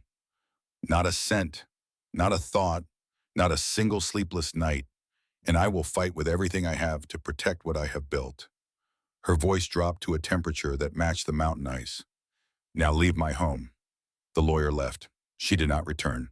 The claim was quietly dropped 2 months later when the Caldwell estate's own attorneys advised that pursuing the case would result in public embarrassment and certain legal defeat. "Where did that come from?" Wyatt asked afterward, looking at Clara with something that had traveled well past respect and arrived somewhere in the neighborhood of awe. "From surviving," Clara said simply. "From learning I do not have to be afraid anymore. From knowing I have all of you behind me." Silas pulled her close. "Always. We are always behind you." Clara Kincaid stood in front of her classroom in 1883, 7 months along with her sixth child teaching arithmetic to a new generation of Silver Creek children. The schoolhouse had been expanded twice, funded partly by the ranch and partly by a community that had long since stopped whispering about the Kincaid household and started being grateful for the best teacher any of them had ever known. Jamie, 12 years old now, sat in the back row helping younger students with their sums. He was tall for his age, nearly as tall as his mother already, and would clearly match his father's in height before he was done growing. He had dark hair that could have come from Silas' green eyes, that could have come from Caleb, and an intensity of focus that could have come from Wyatt. Which father he resembled most changed depending on the angle and the light, and no one in the family considered this anything other than perfect. The boy called all three of them father: Father Silas, Father Wyatt, Father Caleb. He had never known any other arrangement and had never questioned it the way children never question the fundamental architecture of the only world they have ever known. The twins Emma and Rose were 8 years old and reading at a level far beyond their years. Emma favored mathematics, which Clara suspected was her own influence. Rose favored art, spending every Sunday afternoon with Wyatt, who taught her to see the world the way an artist sees it, as a collection of light and shadow and color, waiting to be translated into something permanent. Thomas was 5. Grace was 3. Both attended school with their mother, playing in the corner of the classroom while she taught, absorbing language and numbers and the particular magic of a room full of children learning together. At home, 3 men worked the ranch that had become one of the most successful operations in the territory. They had expanded, hiring 2 cowboys, Orrin Taggart and Levi Dunmore, both of whom knew about the family's unusual arrangement and treated it with the frontier's characteristic philosophy of minding your own business as long as nobody was being harmed. New buildings had gone up. The herd had doubled. Elkhorn Ranch was known throughout the valley not for scandal, but for the quality of its beef, the soundness of its horses, and the reliability of men who kept their word and paid their debts. The family was no longer whispered about with judgment. It was simply accepted the way the weather is accepted, the way the mountain is accepted as a fact of life in Silver Creek that had been strange once, but had become familiar through the steady accumulation of years and evidence. Evidence that the children were happy and thriving. Evidence that the ranch was prosperous and well-run. Evidence that the teacher was the best thing that had happened to Silver Creek's educational system in a generation. Old Mr. Crawford, who had once questioned the value of educating his daughter Abigail, was now one of Clara's most vocal supporters. Abigail had become the first young woman from Silver Creek accepted into the teacher training program in Denver, and Crawford told anyone who would listen that Mrs. Kincaid had given his daughter a future he had not known enough to imagine. "She gave my girl something I could not," he said, "a choice." Mrs. Patterson, the banker's wife, who had led the campaign against Clara, had passed away the previous year. On her deathbed, she had sent Clara a note written in a trembling hand. "I was wrong about you. I wish I had your courage when I was young." Clara had wept when she read it, not for Mrs. Patterson specifically, but for all the women who had never been given the chance to choose their own lives. Clara finished the day's lesson and walked home with her children, her hand on her swollen belly, the late afternoon sun warm on her face. The mountain peaks glowed gold against a sky so blue it hurt to look at directly. She thought about the letter she had received last month from Uncle Bradford, Aunt Harriet's brother, who had maintained a quiet correspondence with Clara for years.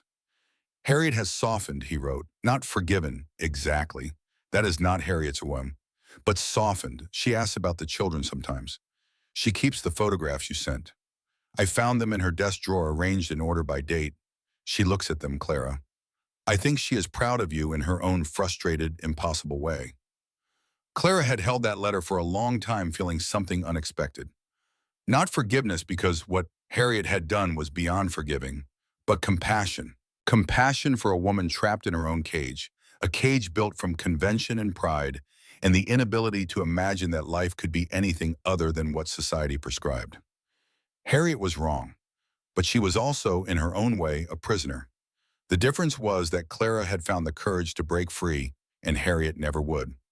She thought about her parents, William and Eleanor Whitfield, wondered what they would think of the life their daughter had built in the mountains of Colorado with three men who loved her without reservation and a growing collection of children who thought having three fathers was the most natural thing in the world. They would be shocked, probably. Scandalized, certainly. But underneath the shock, Clara believed they would be proud, because the woman their daughter had become, strong, loving, purposeful, free, was everything they had ever hoped for, even if it arrived in a package they never could have predicted. She thought about Thomas, her little brother taken at 7, who never got to grow up, never got to find his own path through the world. She thought about him every time she watched her own Thomas, named for him, running through mountain meadows with his sisters, and she held the privilege of her own survival with fierce, grateful reverence. Last spring, Silas had taken Jamie to the hillside above the ranch where Rose and Lily were buried. Two simple wooden crosses beneath a pine tree that Silas had planted the year they died. He told his 12-year-old son about the woman who had been his first wife and the baby who had been his first daughter, about Rose's laughter and Lily's tiny hands and how losing them had nearly destroyed him. Jamie, with the simple wisdom of a child raised in love, had looked at the crosses and then at his father and said, "They are not lost, Father. They are part of the mountain now, and the mountain is part of us." Silas had held his son and wept. Not from grief, though grief was. There would always be there a permanent resident in the house of his heart. But from the overwhelming knowledge that he had been given against all odds a second chance at the life he thought was over. And that second chance was more beautiful than anything he could have imagined. Clara reached the ranch house as the sun touched the western peaks. Silas met her at the door, 41 years old now, silver threads in his dark hair and deeper lines around his gray eyes, but his arms still strong enough to lift her off her feet, which he did, making the children shriek with laughter and Clara protest in the half-hearted way of a woman who secretly loves being swept off her feet and always has. "Good day," he asked. "Perfect day," she said. "Any day I get to teach and come home to you is perfect." That night, with the children asleep and the house quiet, the four of them gathered by the fire.